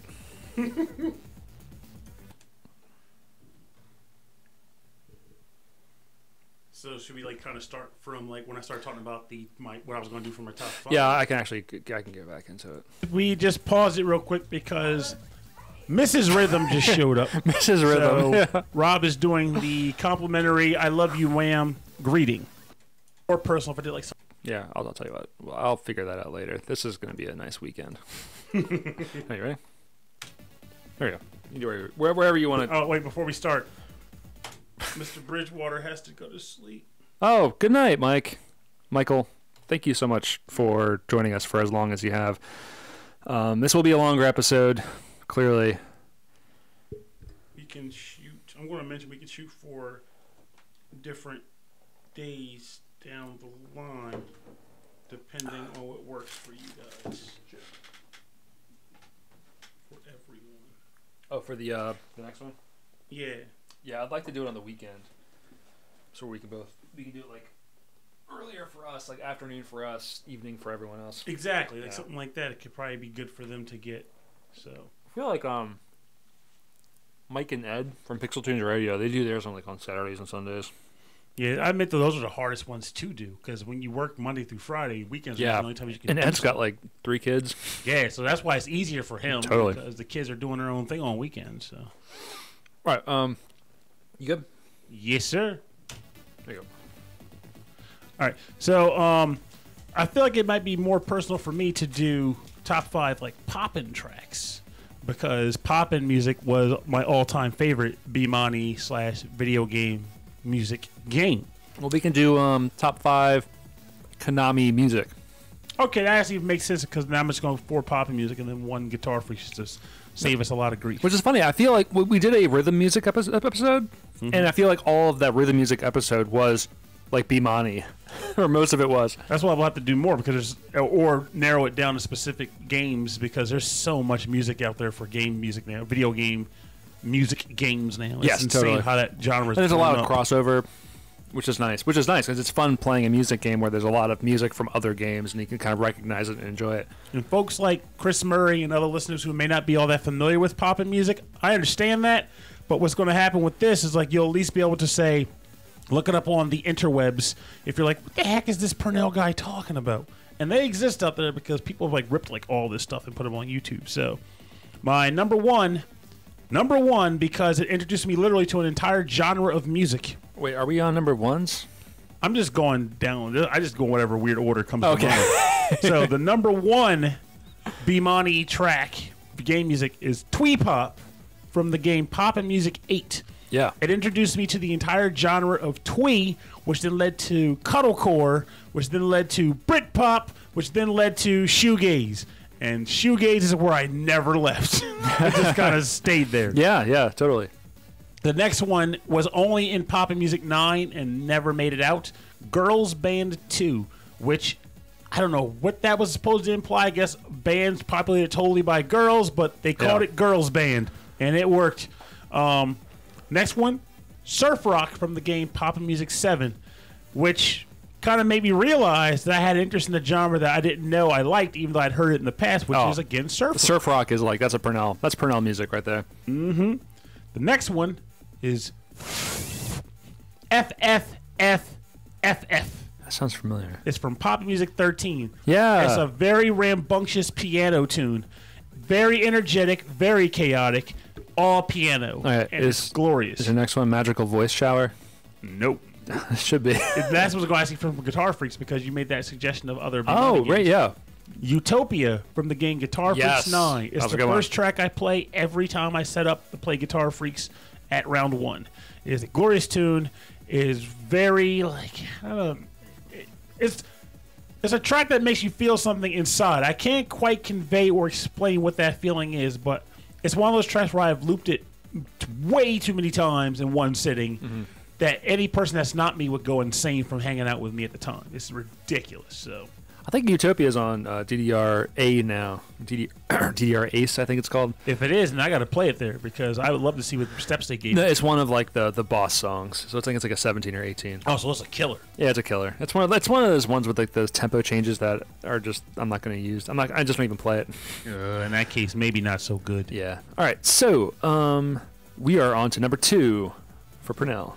All right. So the next track I'm going to pick, and keep in mind, folks, again, these are not in any order. Because if they were, I probably would try to come up with something better, but I'm terrible at ordering. No, that's okay. So this is your fourth tune. Yes, just my fourth tune of favorites. That will be from the game Tales of Graces F, What Was Born Inside That Door by Motoi Sakuraba, which was chosen on episode 3-4, May 9th, 2016. And just to confirm something with the listeners, Yeah. if you're wondering why are all of Rob's tracks from this year and 2 of mine are not, it's because I don't follow directions and I have ADHD out the wazoo. So I went with everything. That's fine. Don't even worry about it.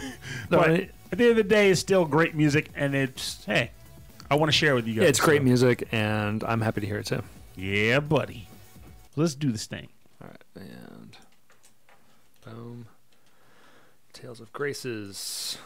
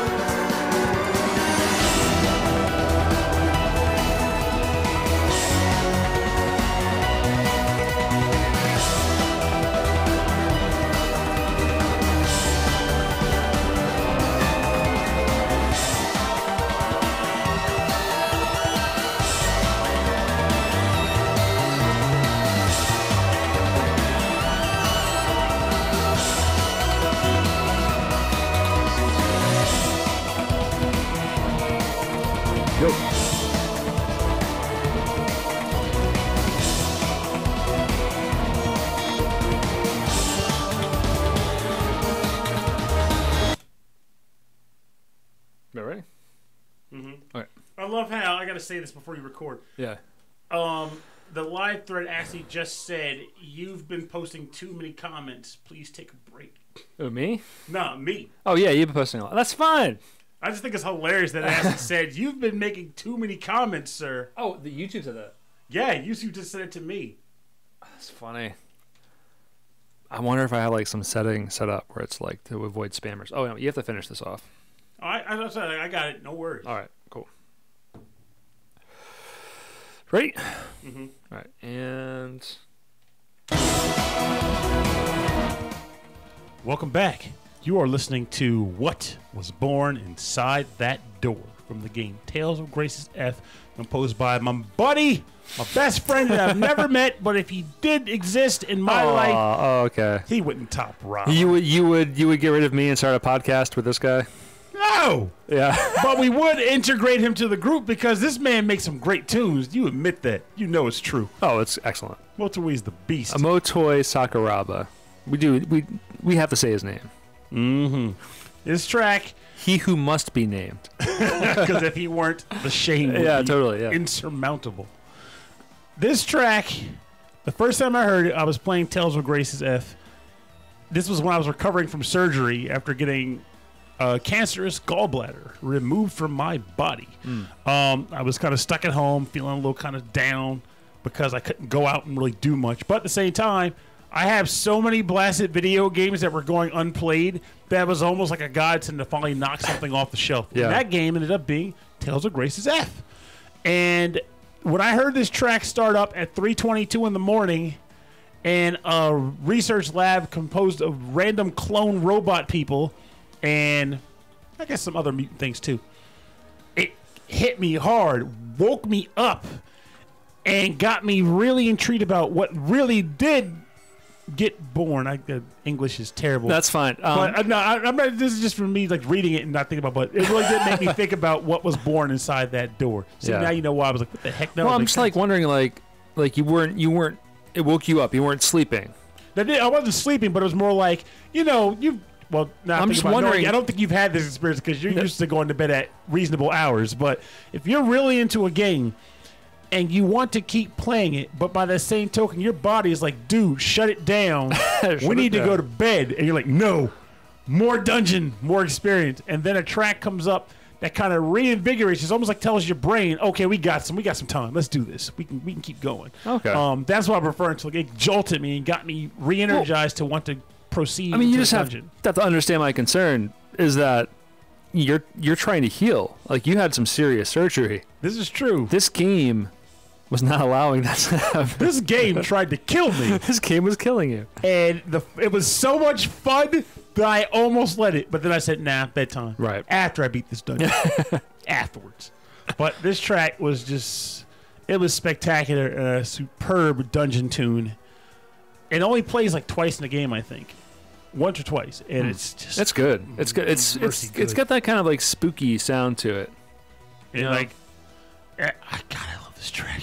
But I had no choice but to pick it for this episode. Otherwise, I'd have very felt good. guilty. I do like this one. I do like the Tales games, and in no part two with Motoi Sakuraba. He's one of my all-time favorite game composers. But any luck on that top spot on that? oh man, I was not paying attention at all to that. That's okay. Number 5 is not Butterfly. Not Is Butterfly. B2U. Okay. Number 4, Oh, for those who may have forgotten the Prince time, I'm he's doing naming his my- top 5 DDR songs. Rob's top 5 DDR Konami songs. Okay. All right, number 5 is B2U. Right. Number 4 is B4U. Number 3, I thought you said B for you. forget about it. Number 3 is is Freckles, which could also be a Purnell curse word. That is true. That does fit the motif. Yeah, But Freckles is a great song. that's a great song. What was it? Sobakasu Freckles? Yeah, Sobakatsu. Number 2, Afronova. Is the top one Breakdown? I bet it's not, but it should be. You know what? Okay, I have a story about that. I have a story. No. Number 1 is the first hard song that I've ever passed, and this was back in 1999, and that was it Dead Paranoia? End. Oh, Dead End. Yeah, It did it and was awesome. Probably- Candy Star and Candy Heart for me. yeah. Which I'm sure the pros like, joke. Oh, so Breakdown is in the newest DDR version because they went the whole like route of poppin' music where they started putting in every song they could think of into the game that they still had license to, and so I picked it and played it, and then the steps are so bad. Oh, they changed them for the worse? No, they were just always bad, and I just never realized it until now. Oh. It's like you learn how to speak, and before everything makes sense. I don't know. I can't think of a good metaphor for that. All right, I'm on to my number 2 track. I'm on my top 2. Oh, Are you there ready it for is. this? I'm almost afraid of what the number 1 will be. Number 2 is from the Sega Master System. Really? This is from Dragon Crystal. Oh, I remember you picked this Yes, tune. from Wildcard 3 9-8. It's the game Dragon Crystal for the Sega Master System. This is the song for levels 11 to 20. You're going to be editing so much. I will not be. Composed by Ifugu. Quiet down over there. I love this song. This is like one of my favorite like game tracks, and so this has to be number 2. So Dragon Crystal, I'm ready to hear it. 11 levels 11 to 20. Get down. Get funky. Get funky. Yeah. Talking to Chris, he said, well, you can see the chat too, but he made a comment about, he's like, his girlfriend's watching YouTubers right now while she's lying in bed, so she has no room to talk. I was like, well, you're interacting with who you're watching, so I think you win.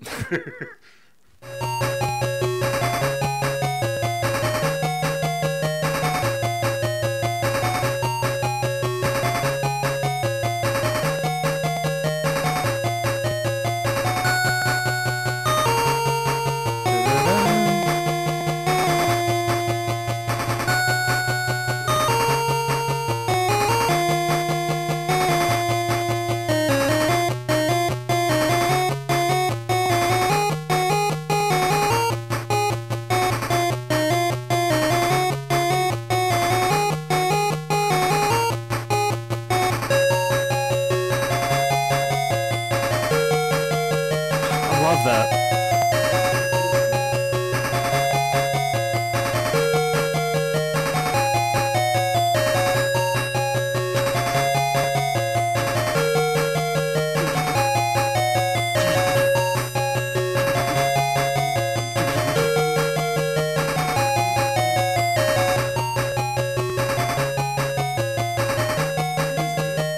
That's so good. Price selection, but a good selection. Yeah, man, this is great.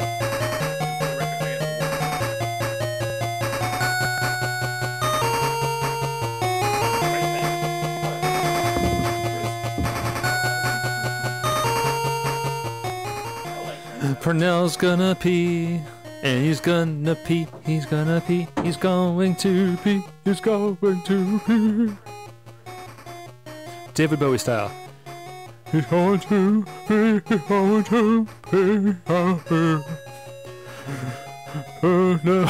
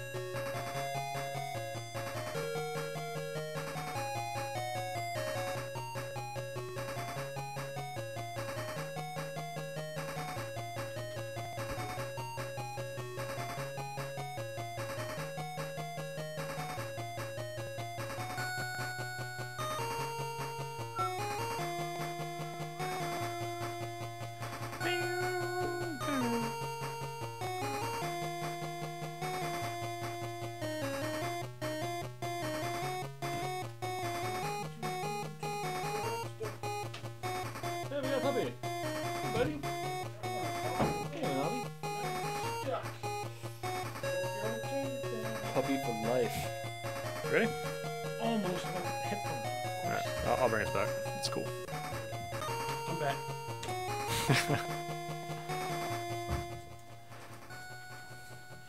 Alright, you're listening to levels 11 to 20 from the game Dragon Crystal for the Sega Master System, composed by Ifugu.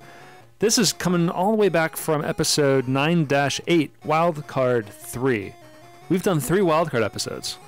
Honestly, I'm fine with tons of those because wild cards are that nice period where you can just kind of let loose and choose something that absolutely fits into nothing else that you can think of. Yeah. At least at the time. At the time. I think this was right around when we were doing too many games. Really? I think so. Okay, I can kind of say we probably needed that breather. We need a little for that show. A little break. Yeah, we've done a lot of live shows now, which has been fun. I mean, hopefully you have some more coming up. But we've been invited back to Thy Geekdom Con. Well, that's good. That means that worked out well. So I hope that our listeners don't mind some of the live shows that we do, the recordings anyway, because the recordings aren't always that great. Well, I mean, at the same time, that's kind of part of what makes them live. Yeah, it makes them fun. Right? It's almost like listening to the B-sides on a record, and it's like kind of scratchy or a little bit off. It's because they're just letting you hear the raw material. Well, this song also has the distinction of being the only Sega Master System track we've played on the entire show. I think so. That might have to be remedied. Maybe one of those Alex Kidd games or something. Yeah, that has a good soundtrack. But I love this. I think this song is sad. It's almost sad in a way. And I think it's this note right here. Dun dun dun dun dun dun dun dun dun. The Dragon Crystal inspires people to cry uncontrollably Yeah. for reasons unknown. I think it inspires another top 5. Dun dun dun. All right, top 5. Final Fight Mad Gear names. Crap, that's gonna be. So not Mad Gear bad guys, just their names. Top names. That's what I figured. Like the random guys that walk up to you and throw punches. Number 5, Jake. Okay. Not so Better bad. be Triple J. No. Number What? 4. Number 4, Ellic. Okay.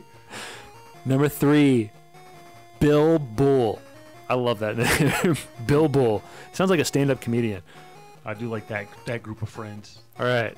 Number 2, Simons. Simons. Yeah. Okay. Number 1. Better be Grandpa Ondor. No, I didn't pick any Ondors.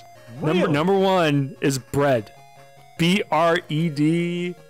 Bread from Final Fight 1. Thank you, everybody. Good night. They were just going a little bit on the lazy side when they came up with that guy's name. See, I'm gonna go. I don't think I can come up with 5 off the top of my head because I don't remember their names that well. But I do know general favorites were You love Ondor, eh? just Andale. not specifically Ondor. Is when you get thrown to the ring and you have to fight Uncle Ondor and Grandpa Ondor. The Ondor twins. and they're just palette swaps of basic Ondor. But apparently Grandpa Ondor has still got it. He can mock you up. Then there's Jay. I'm not sure. I can't remember if it was Jay or Triple J, but basically one of the guys with the cloaks that could do the slide, and they were dirtbags. It was Jay. Yeah.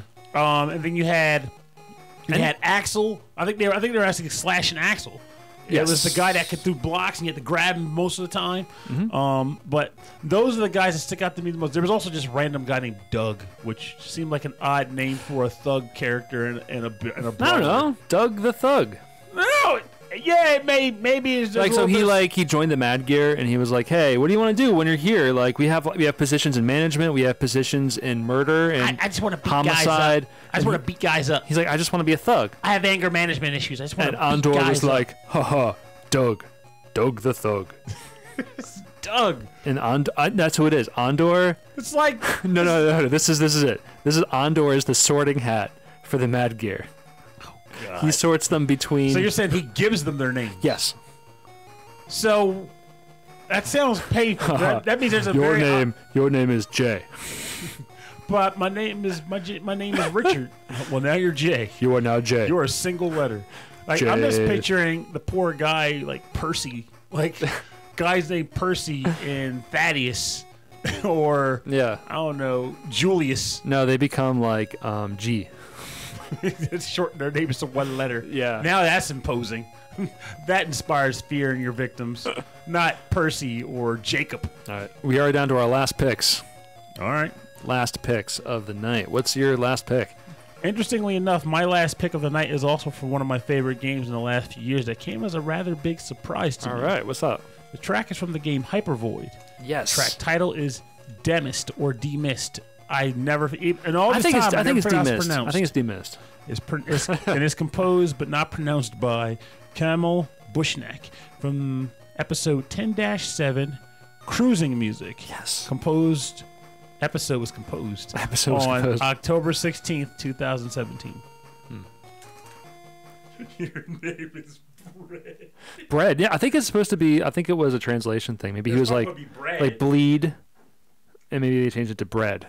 I guess that could be, but I'm thinking maybe bread. Because E and an A, one letter difference, you got an actual name. But I kind of prefer bread. I know. I do too. That's why it's number 1. Yeah, that was an interesting one that came out of nowhere. I think about doing top 5 Mega Man weapons, but I almost think that might be worth saving for a Mega Man episode. All right, hold on, let me pull this up here. Hypervoid. Demyst. Demist. Thank you. Got it. The one I've listened to.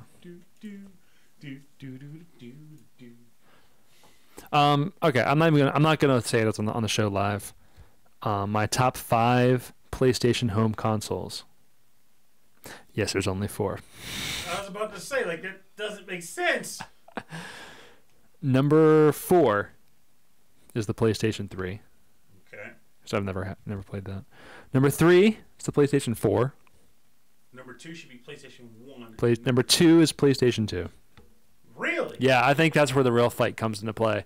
Between 1 and 2. Yeah, between 1 and 2. Yeah. 1 kind of redefined home console. Yeah, gaming. one's number one. One's number one. But for me, number 2 was kind of like, maybe it should just be 1, because number 1, that was what originally opened the floodgates for role-playing games to come to the States. Yeah, I think so. I think it was just too important. But 2 was great because it was backwards compatible. I'm flipping it over. Look at me. I'm not even going to sit on the show. But I'm going to change them. 2 to 1. That's it. I am winding down, fellas.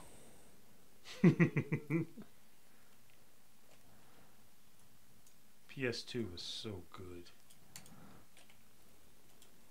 Okay, got it. I don't have an ending track, so I'm gonna fill that in later. I have a Grand Kingdom track you can use if you want to grab it. Is it one we played already? Yes, I mean No, I know. No. What I'll do is send it to me, and then I'll pick it up in post. Okay. Can't think of the word. That's mine. Pernell's folder. Hypervoid. Viper beam. And here we go.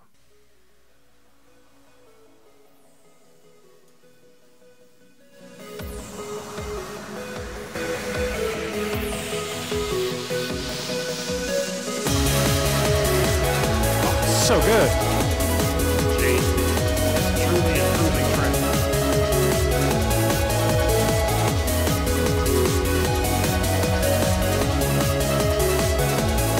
This is a DDR song. We call it.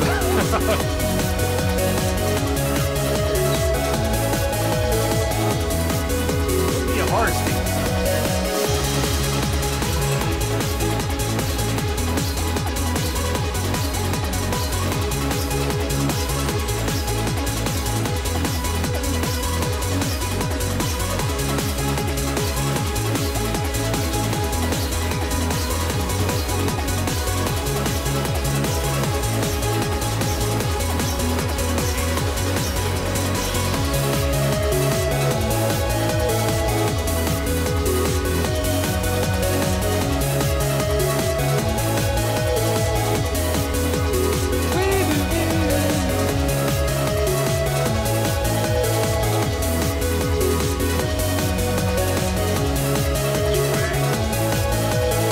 So good.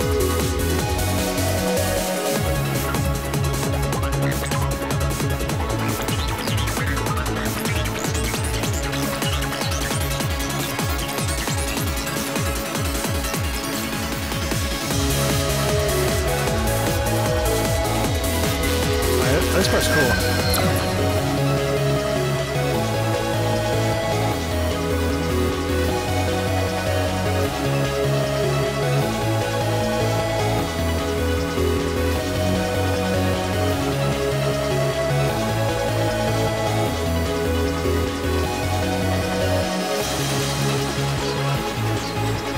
Ready? Welcome back. You're listening to Hypervoid, track title Demist or Demist. Either way, your choice. Composed by Camel Bushnack. Used in, again, episode 10-7 Cruisin' Music. Issued on 10/16/2017. Why is this track on here? Why the heck not is it on here? So Is the good. real question. It's so good. That's why. Because this track rules. Yes, it does. Rules. Like the Tunnel Snakes. Everything rules. This track, again, is a big part of what makes tracks favorites for me is when it elicits feelings, like an actual sense of, I don't want to say interest, but it makes me feel either emotionally like a certain way or makes me think in a certain way. This does a little bit of column A and column B. I think in a certain way and I feel. This is a track that I can see being played as I am blasting past all the challenges that I am overcoming in my rocket-powered space car. You had a lot of, I feel like the level of concentration that you put into this game is greater than a lot of other ones you've had in the past. This is very true. Yeah. I think I mentioned it on the episode where we originally aired this track, but there's a specific stage in this game where this track plays the second to last level in the game. And my friend and I, Mike, were playing it together, trying to beat the game in one sitting. And it literally took about 2 hours to nail this level down. It was 3 minutes of very twitchy gameplay. And it got to the point where when I did it for the 2 minutes without blinking. And you might think I'm exaggerating, but after every attempt, No, I believe it. I stopped. I had to let my eyes rest because I really was not blinking because I had to keep focus. And I knocked it out, and I was so proud. This is probably one of the, corny as it may sound, this is probably one of the bigger game challenges I've accomplished over the last few years. This stage, not I believe the it. game Hyperforce. I absolutely believe it. So good. So good. This is great. I love this music. Doing the cruising music episode to me made me realize how much I loved like the new synthwave like movement of music where everyone's trying to make. I feel like it was there before Stranger Things, but I think Stranger Things, the theme song of Stranger Things, popularized that style of music, and people want to hear it again. And I wanted to hear it again, and I feel like there's a lot of games coming out. I feel like Hotline Miami really captured that spirit of that style. Mm-hmm. And this is a lot faster. It's a little bit more like, I don't know, I would say like German techno kind of style, like trancey but fast, but it still captures that kind of synthwave sound. And I really like that. I think it's that lead sound, and it's just, God, I love it. It's just so much fun. Let's just gives another opportunity to plug this game and tell people you need to play it and buy it. I know it's on PS4. I reviewed it on Steam back in October when it recently got released on Steam. It's existent and available on platforms that are accessible to players. You should try this game. It's dirt cheap. Yeah. It was designed, I want to say it was developed by 2 guys total. Music and game. 2 guys. And they did a bang-up job. Yeah, similar to Fight and Rage. Yeah, just like Fight and Rage. Just like Fight and Rage. Which I have to say, over the past year, we've had other, like, multiple musicians and composers and remixers and arrangers on the show. And Gonzalo Varela has been one of my favorite interviews that we've done. Yep. He was just so, yeah, he was so, not just honest, but just open with like how much effort went into it and how much he enjoyed doing it. For someone who does like classical music and flamenco and experimental compositions, to go in and be like, yeah, I love video games and I wanted to make a video game soundtrack. It was amazing. I love that. I love hearing that. I love having guests on the show. We gotta get some more, but ultimately, it's nice to actually chat with guys who know what they're talking about, whether they're composers or cover artists.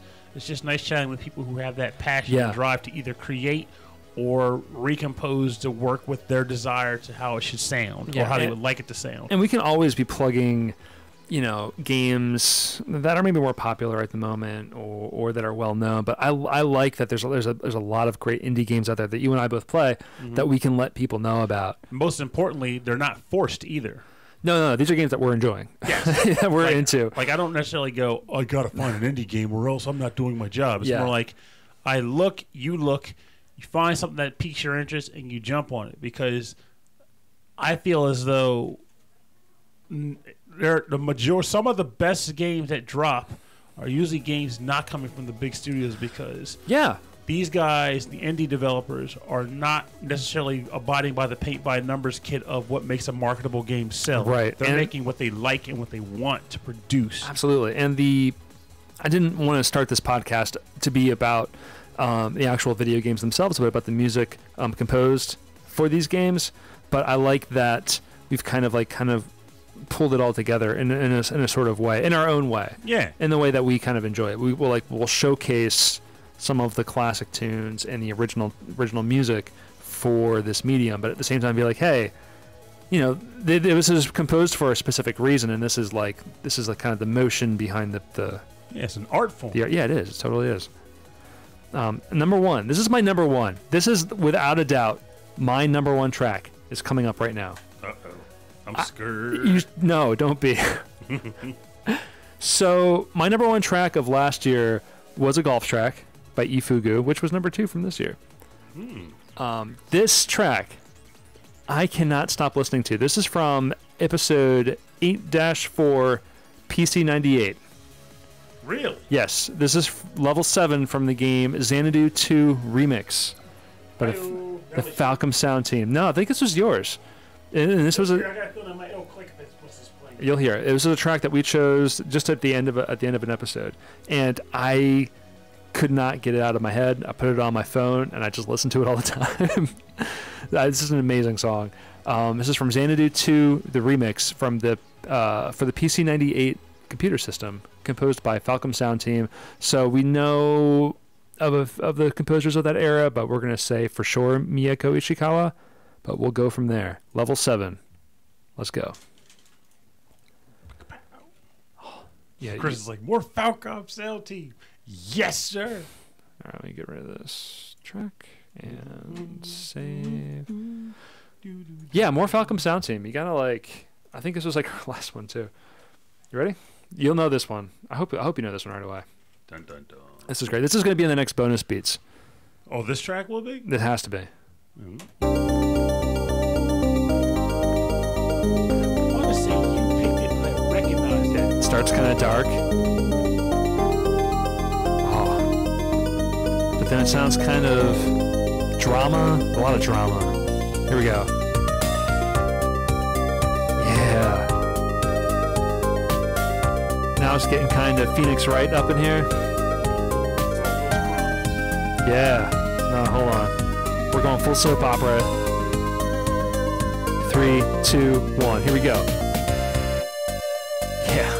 I love that.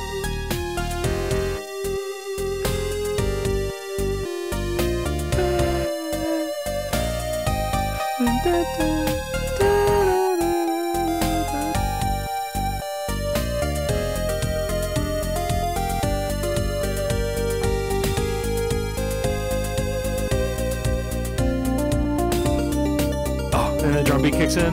Yeah. That's so good. And it's just. I feel like I need to get back to more. There's a couple classic Falcom games I own that I haven't knocked out yet, like Brandish. Oh, yeah, that's got a great soundtrack. Yeah.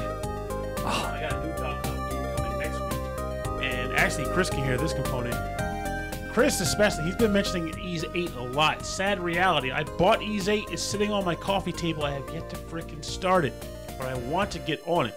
I also want to beat Ease Origin pretty soon. But I gotta just plan it out, make the time. But Ease 8 is so on my docket because I heard that they actually got the battle system fine-tuned in such a way that it actually puts Cell Seta to shame, which is amazing because Cell Seta's battle system was a lot of fun.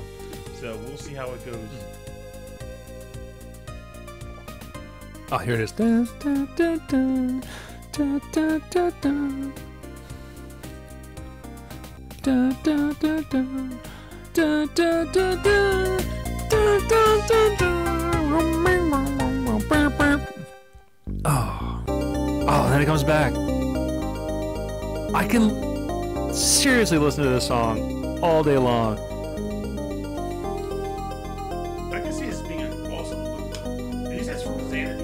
Yes. Funny fact, the game that's coming next week is Tokyo Xanadu. Oh. So I'm guessing it may be a follow-up to that line. Oh, man. All right, you're listening to my #1 track of the last podcast year. Level 7 from the game Xanadu 2 Remix for the PC-98 computer system, composed by Falcom Sound Team, JDK. I love this song, Pernell. And I love the fact that you love a Falcom Sound Team track so much that it's your #1. My #1. And you said I picked this, which makes it even better. Yes. Yes, you picked this song. Yeah. This is an amazing track. This is just an amazing track. Everything about it. The opening, the middle section, after the first loop that keeps the drums through. That always gets me. I love it when like the drums carry through. Where it starts with no drums, and then it loops, and then the drums keep going. I love that. It feels like, oh, there's more energy going on. And then there's that final bridge right before it resolves back to the first loop again. And it's just so cool. It's so cool. This is one of the coolest tracks ever. This is why I do this. I love this song. You do this for Xanadu. I do it for Xanadu. I don't know anything about this game, man. It's cool. If it's a PC game, you might be able to track it down.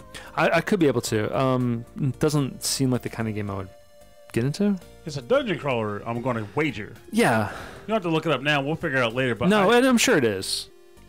I'd say worst case scenario, if you track it down, you play one level, at least you can say, I dipped my toe in the water. It was a little bit chilly, not worth swimming in. Yeah, maybe. But I experienced the temperature. I know. I'm a little shy, a little water shy when it comes to dipping my toes into the classic RPG waters because I've been stung by the RPG jellyfish so many times before. But then that's why you take out a club and you beat the jellyfish to the point where you win. In other words, you overcome challenges and beat the game. That's You win. Yeah. Oh, man. This episode's getting long, like a Pixel Tunes radio podcast. It really has. Primarily because we've never picked this many tracks for an episode before. But No. we can still go through with you know what if you like. We can still go that route. I think let's do it. All right. Let's just keep it brief, but let's just do it because I love my tracks. All right. So we're going All to right. the. I'm gonna keep my. Oh, let me turn this down. Turn it down. Oh. And get into the bonus round. Bonus round. This is the bonus round. This is the part of the show where we normally play remixes, covers, arrangements of classic video game music that fits the theme of the show. But these are their top two. We're gonna pick our top two of the last year. Pernell? Probably not. Probably not. But we'll still go with it. Oh, but a top two that we played before that have really stuck with us, that we've really enjoyed listening to. And we want to share them with you again. Mm-hmm. And we want to give these artists special play. I have two from you. Do you know what they are, Pernell? I know one of them. I know what they both are, but I still wanted to look in case I got them wrong. All right, that's okay. Pernell, what is going to be your first of our double bonus round episode?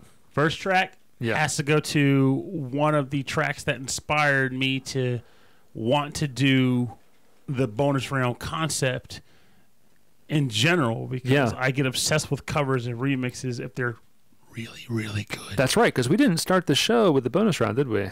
No. We brought it in later. Yeah, a couple episodes later. And thankfully it stuck because we get to hear tunes like this one. Yes. That track being from the game Blaster Master, based off the stage Area 3, titled Rocket, from the music composer Prozac. Bonus. Bonus round. What the fuck?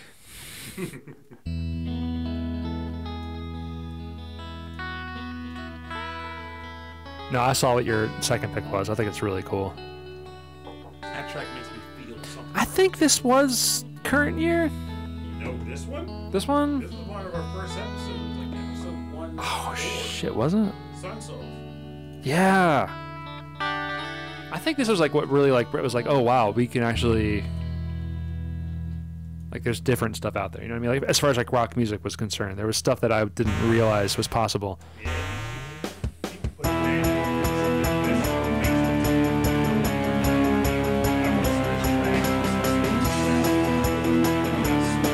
Remember that?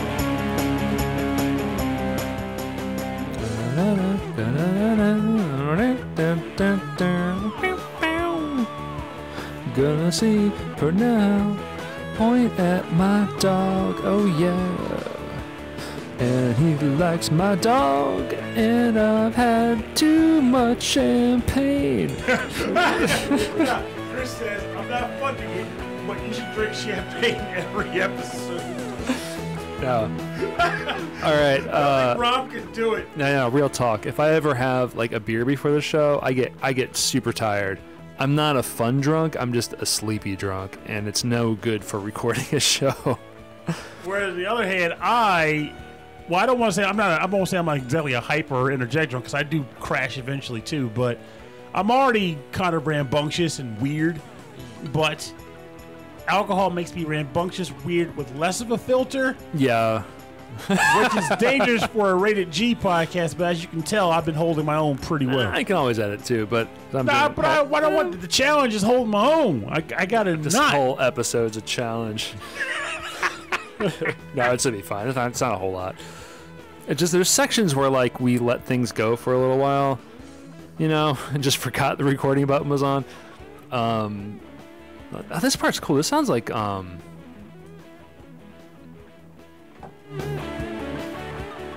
I'm gonna rewind that. Rewind.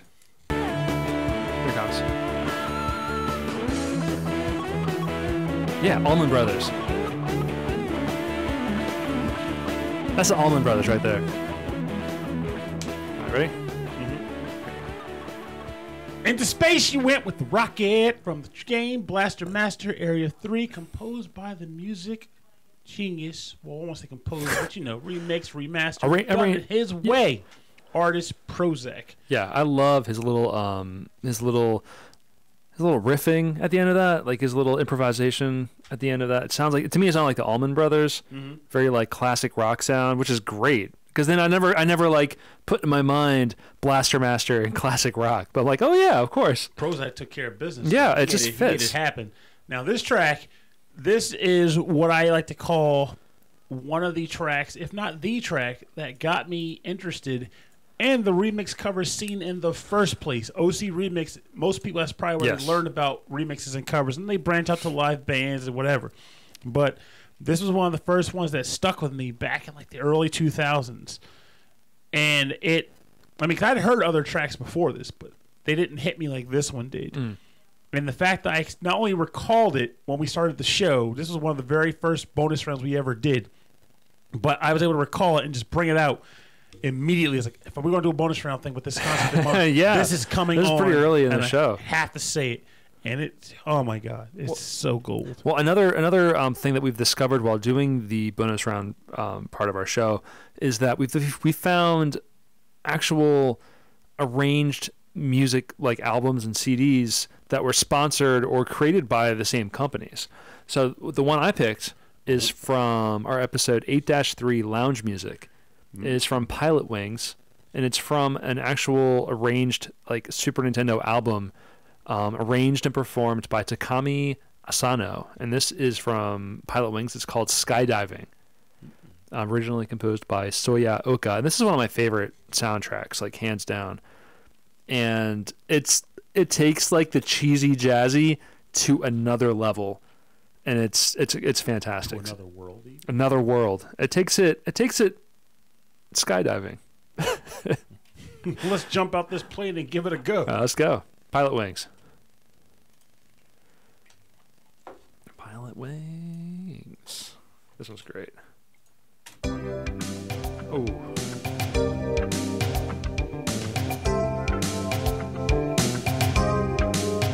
So,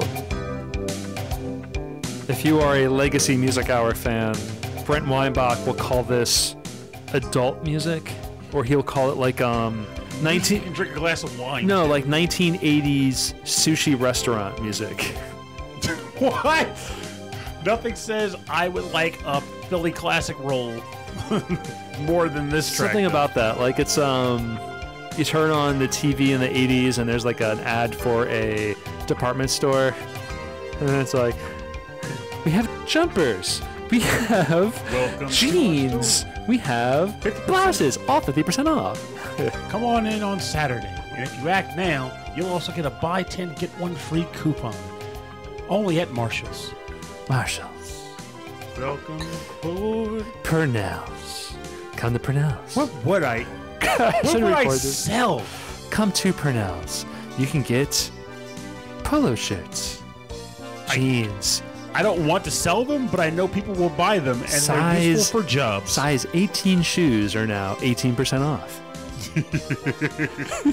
I don't think I can freestyle with this much wine in me and have it on the record. Unfortunately, like I usually do freestyle while drunk at like New Year's parties or something. You get excited, like when we record. Sometimes you start freestyling, and I try to hit that record button in between tracks. Yeah, but I know better. Remember I said earlier, like you started catching me doing it. It's all about the management while drinking champagne.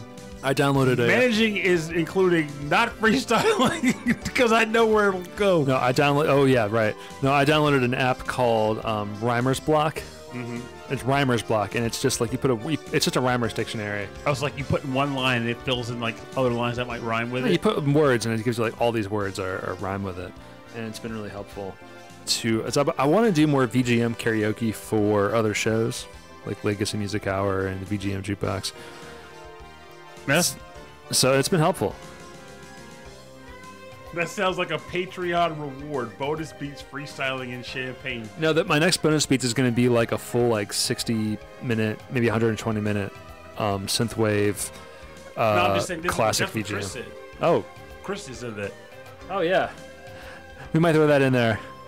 I don't know. Are you going to Chicago? I'm going to shop for tickets actually when I get home from here. Okay, let me know so we can just schedule what we're going to do. Okay. Because I don't mind, whenever you go is fine. I just want to make sure if we're going to do a live thing that we just do it before you go. Of course. Yeah. I almost want to say the live should actually be the week before Christmas then, because I'm working that Tuesday and Wednesday. Okay.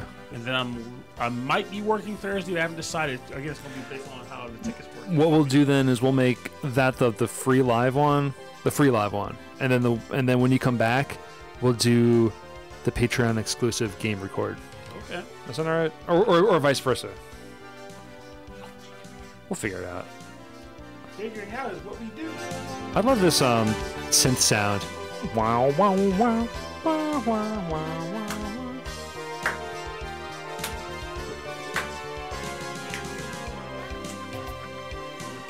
Elvis is just kind of sitting there with his stare, like, I don't know what you guys are doing. It's walking time. It's 9 o'clock. That's right. You can wait. This is going to be probably when I cut it in close to 2 hours. Resting on hit 2 hours. Close to it. All right, ready? Do part 1 and part 2. And we're back. Oh yeah, we're back.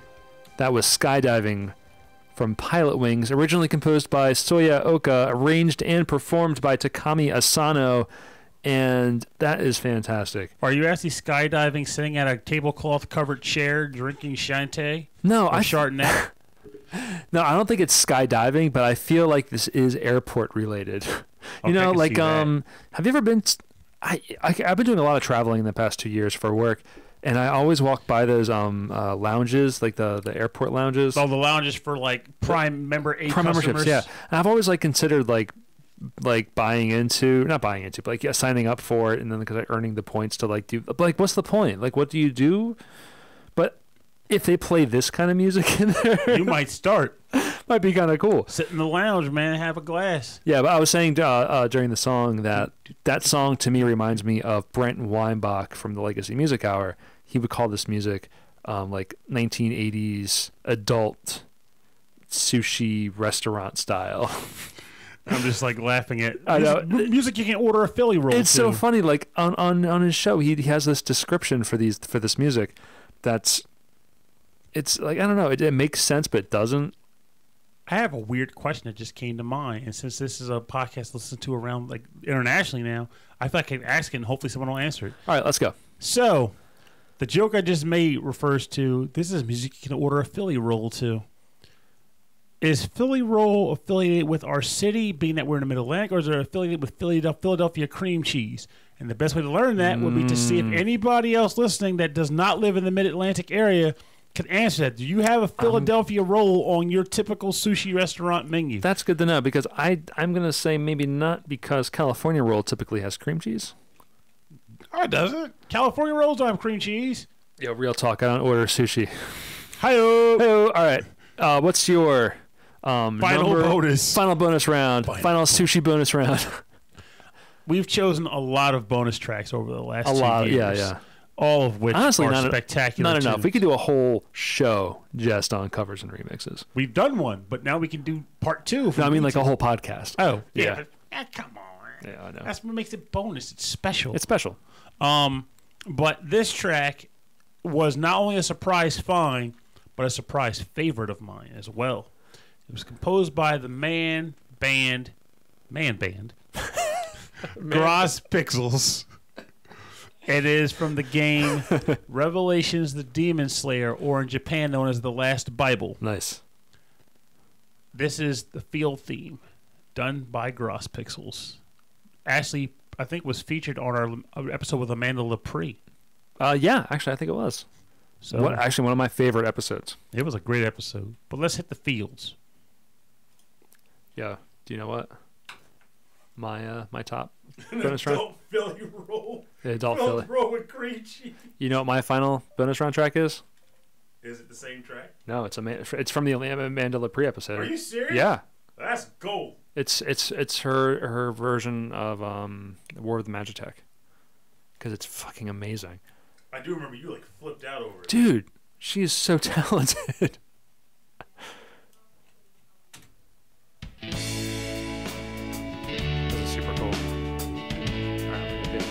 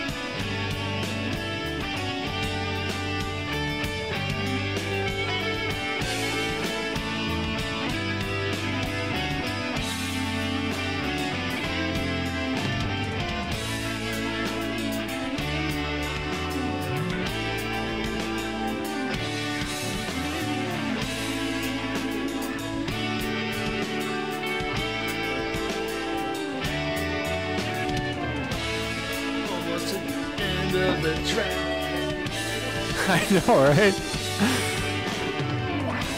Yeah, this track is 1, 2, 3, 4, 5. It's almost 5 minutes long. Mine's longer. Your next one's longer? Hell yeah. Are you ready? Thank you, Gross Pixels. You guys are phenomenal. for creating this track, or rather re-envisioning this track in a way that sounds so gosh darn superb. What track am I referring to? The one you just listened to. Field theme from the game Revelations, the Demon Slayer Cross Last Bible. So fantastic. Takes you on a journey of epic but relaxing proportions. Yeah, it's got that laid back. It's got that laid back jam band vibe without being like, for me, that kind of like, God, why would they stop playing? Are we talking jam band as in like jugs and like glass jars? No, like college band, you know, and their songs, they just kind of go on for like 8 or 9 minutes. Chris Murray agreed with you too. Jam Thanks. band vibe. Thanks, Chris. He knows you guys. There's a synergy. Burn all your going on. fires, Chris. You're on. Fine. I'll just take my warm winter wishes coffee and go home. This was a really cool pick. It was a really cool pick for the episode, which was no, this could not have been with Amanda Lepre because that was the Final Fantasy episode. Which one? That was Final Fantasy. Was what we did with Also, her. the one that I did. Well, Final Fantasy was Rare Candy. Oh, well, anyway. So, episode moment to cut. Well, I know. Cut this one. We all good. All right. That was perfect. Yes. All right. Number. Yeah, you're right. No. Yeah. 10-1. Map music. Yep. Part 2. Featuring Amanda Lepre from Descendants of Erdrick, which is so hard to say. Descendants of Erdrick. You've been drinking champagne. No, but she plays Soda. Yeah, soda. And she plays guitar with Andrew WK, Yes, she does. which is And she earned that accolade because she is a beast behind the. I was going to say the keys, but that doesn't Axe. make sense. We'll say the She's a axe. beast behind the axe. Yeah, she's doing a solo show at MagFest this next coming year. And hopefully I'll be there because I'll be working the Pokemon group. So Now, hopefully we'll both be there. You'll be working the Pokemon group, and we'll be doing a panel. fingers crossed. Fingers crossed on that one. Hope for us, guys. So my favorite track from the bonus round that we played this year. I mean, I've had a lot of great ones. I have enjoyed them all, but this one, I think I had the most reaction to, is War of the Magitech from Descendants of Erdrick. I'm going to keep saying that. From 10-1, Map Music 2, featuring Amanda Lepre. Let's dig in. Now with more Electric Boogaloo. Yes. But not, because this song is some serious business. Rockadoo, schlockadoo. Yeah, this song is like, hey, by the way, we rock. The section where she sings, like, kills me. It's too good. Dong. Oh. I was going to say that on the top of the show, but I forgot because we were drinking champagne. I deleted the golf game. Golf Clash? Yeah, I had to. Did you get tired of it? No, I was getting angry. Really? Yeah. What, are you losing matches? Or Yeah, was- I would get on there and I would lose like 3 in a row, and I'd be like, oh my God. I got so far in that game, and I felt like I would concentrate super hard for like just so long and just lose. And the stakes are so high that I just couldn't keep up. Yeah, because And rather than give myself a headache and rather than put myself in a bad mood so consistently, I just deleted it. And you want to know what helped me delete the game? what? Puzzle Fighter. Oh, you bought that or downloaded that? I meant to say. It's amazing. It's amazing. I just wanted to be on a system that's not mobile, You sh- preferably with better art too. Okay, the art's terrible. The Art art's is terrible, but terrible. you don't play it for the art. You should try it before you go, because the controls are so good. Here it comes. Yes. So cool. I can't remember. Amanda said this was her. This is her, yeah.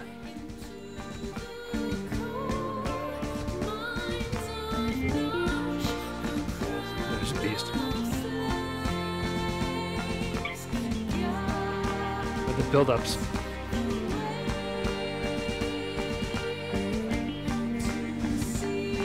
And she was just like, yeah, I think this part needs lyrics. But like it builds to this section coming up is crazy.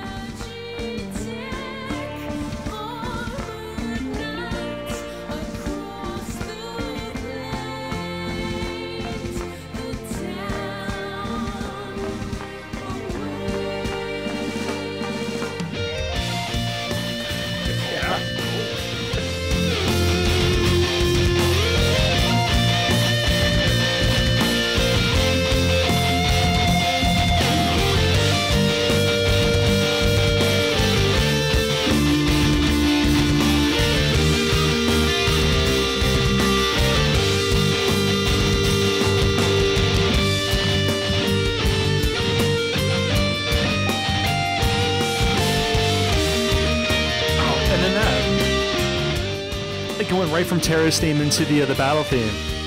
Dun, dun, dun, dun. And you don't even. Oh, it's so clever.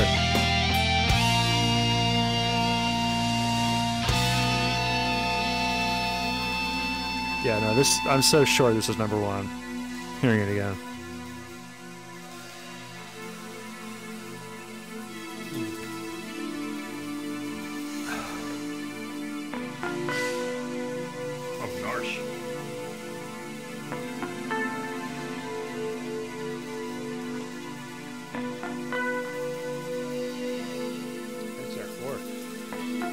So yeah, Puzzle Fighter, we gotta play. Maybe not tonight, but like some other time. You should try it. The controls are, yeah, but it's like I was so skeptical, but it works so well, and like because How's the pay to win? So far it hasn't been a problem because we know how to play. That's true. And so like whatever ranking I'm at, I think I'm on silver. Like I play against players that say they're higher level, like 7 or 8. I'm only like 3 or 4, and I'm just wrecking them. Because like but it plays a little. You know how like Puzzle Fighter you play till it fills at the top of the screen. Mm-hmm. This doesn't do that.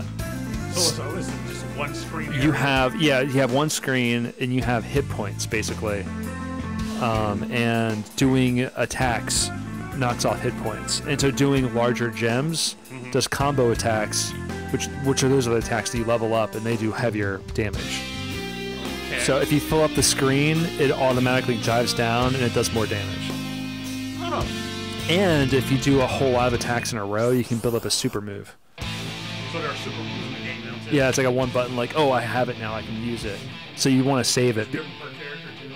Yeah, it's per character. But so it's like you level up those moves too. So I guess I could see, but like so far, like even if I lose a bunch, it's scratching that itch that like a Golf Clash I was like just done with. Oh wow. This game I'm like, oh, I'm having fun with it. Okay, one of us I'm okay like before. Because I'm used to losing at Puzzle Fighter. I'm okay with it. But it's great. It's really, really great. I'm playing that, and I've only played Animal Crossing like twice. I feel like that takes so much time. Animal Crossing is a game that I'm not buying. I'm not downloading on the mobile. I did buy it back when I hit 3DS. That was my foray into the genre of the games. Yeah, I was never super into it. They're all just busy work though. That's Yeah, the killer. well, I put it on and I'm like, oh, okay, I'll help this guy out. Help this guy out. Oh, I can That's kind of why it bugs me that I so can many buy a people couch like it. for my thing so I can attract the bird. But now I have a couch. But Nothing to do.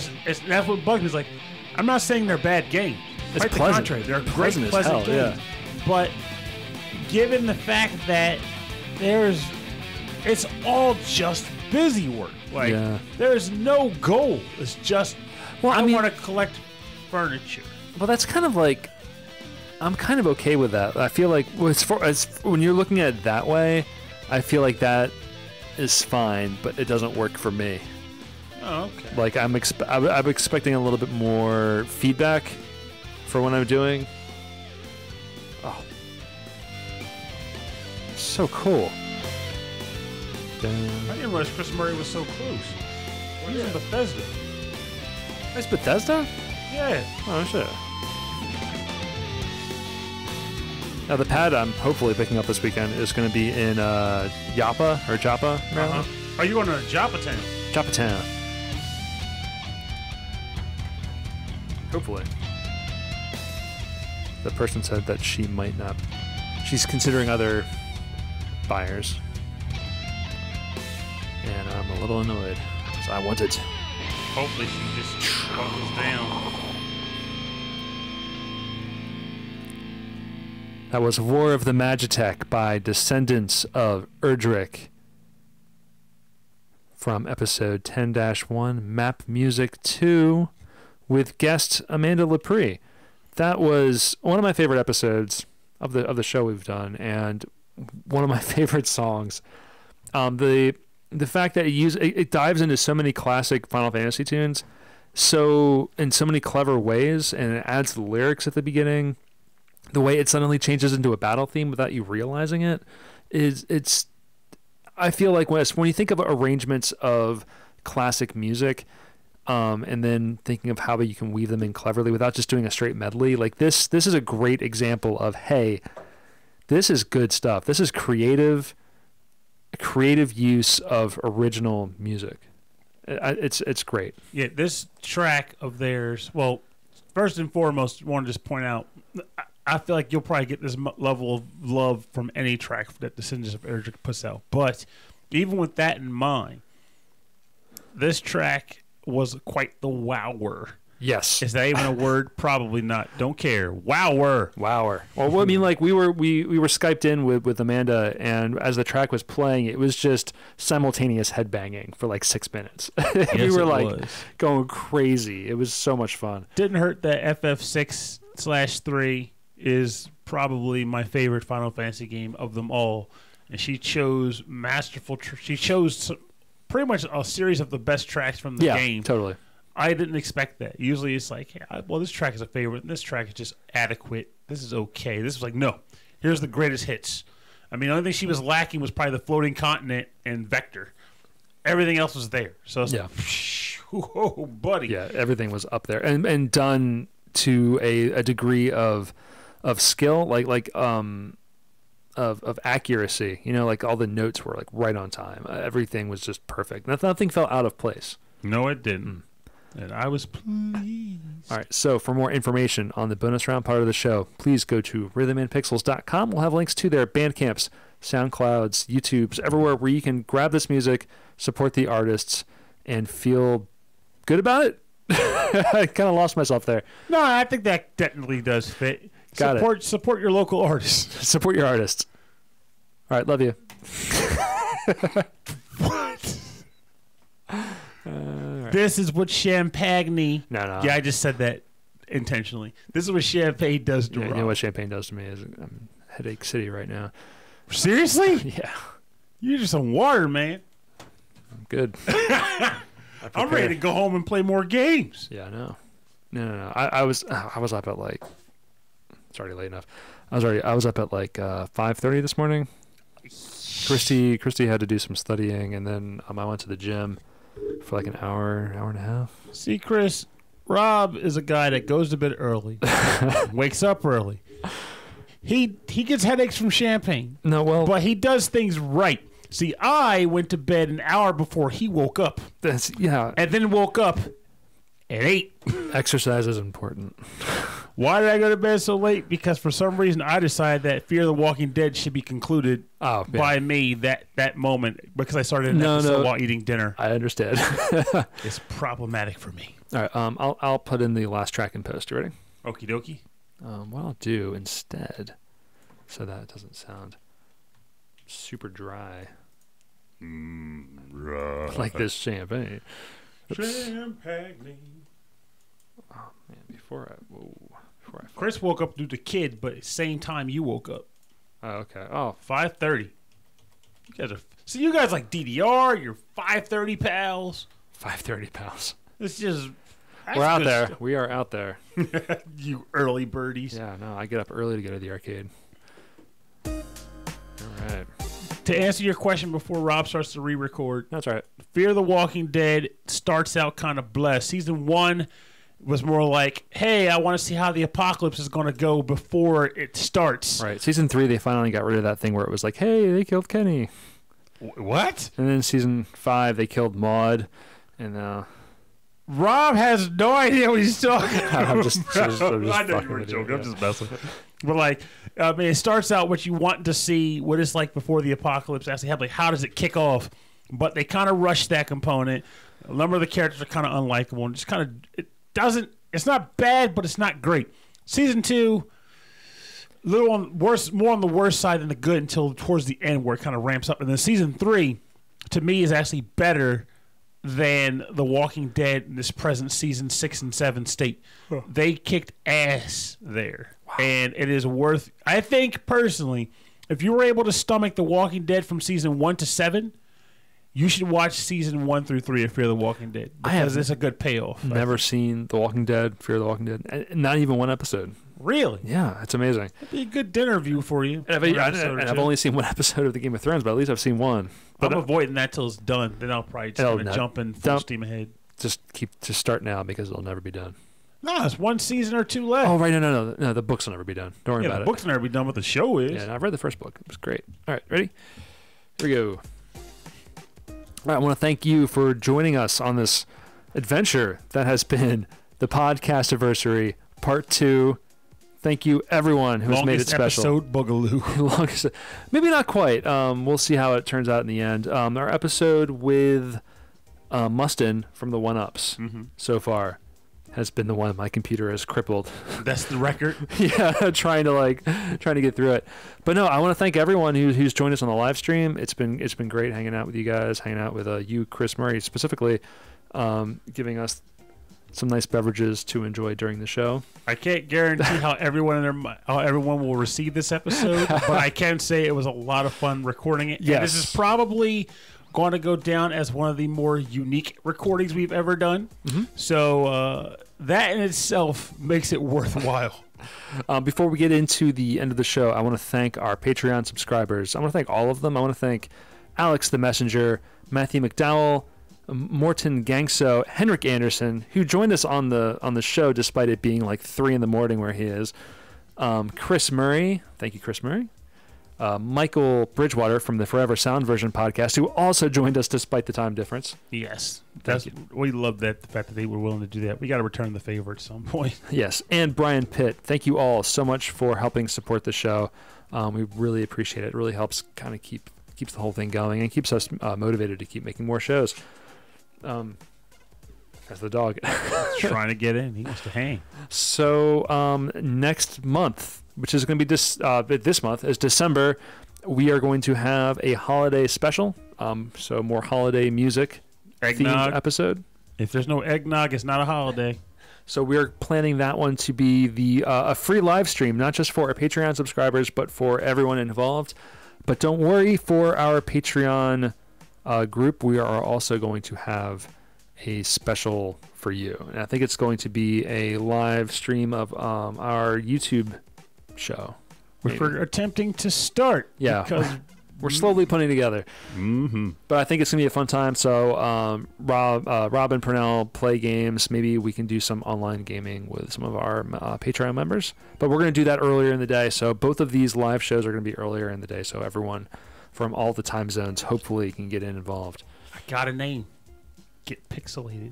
Rhythm and Pixels. Get Pixelated with Rhythm and Pixels. I think that could work. We should put it in. We should check it in post. It might be doable. I just want to say it. Check it in post. I just want to say in post. In post. All right, so we'll see you next Monday. But until then, StacyCon94. I love that. I love that you did that joke last week, and I still love it. It'll go on forever. I love it still. It's so funny to me. So if you want to get in contact with us, as always, please contact us over email.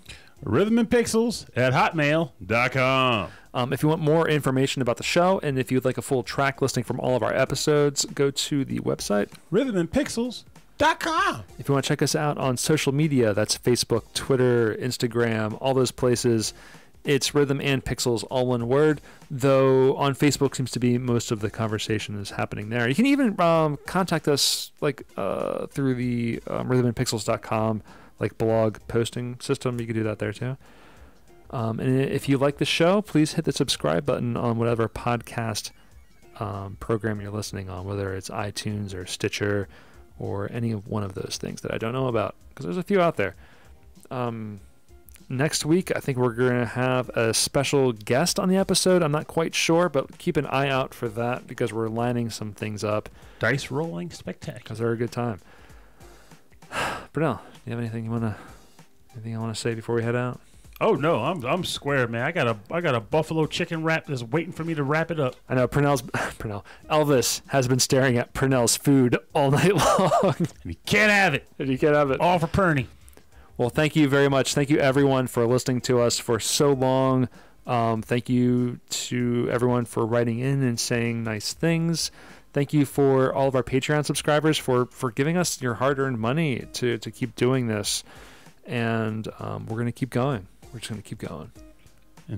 We enjoy it, and we enjoy each other's company. That's not going to change. Yeah, it's a lot of fun, a lot of jams, a lot of fun discussion with friends and friend. Yeah. It's just it's an awesome time. And thank you for taking this journey with us.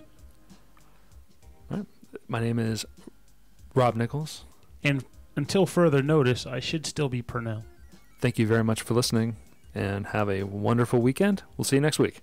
Thank you again, guys. And remember, consistency is key. Don't let it be. If you have a plan, have a dream, get started and see what you could do with your thoughts and aspirations. Just make it happen. Don't be regretful about your exasperations. I couldn't figure out how to make that right. You got it. Don't worry about it. 2 years we've been doing this. I did not expect to be doing this for 2 years.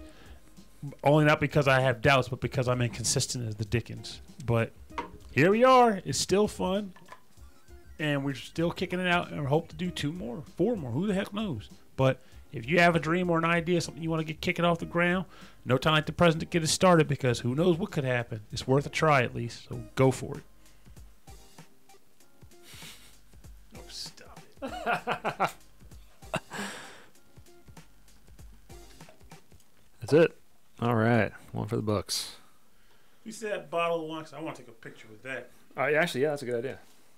It's amazing. Like, it's like he sent us one. Like, it's something to think about. Like, I said, hey, guys, you guys are good enough that I want to mail you bourbon. Come over. Come over there. It's not. Yeah, bourbon would have been nice. Nice bourbon would have been nice. But champagne is more celebratory.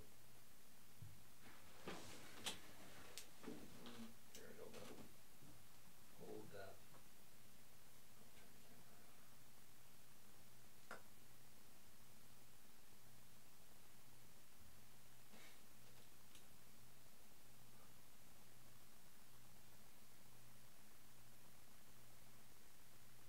Flash going? Come on. Looked like it did to me. Don't need the flash. Off.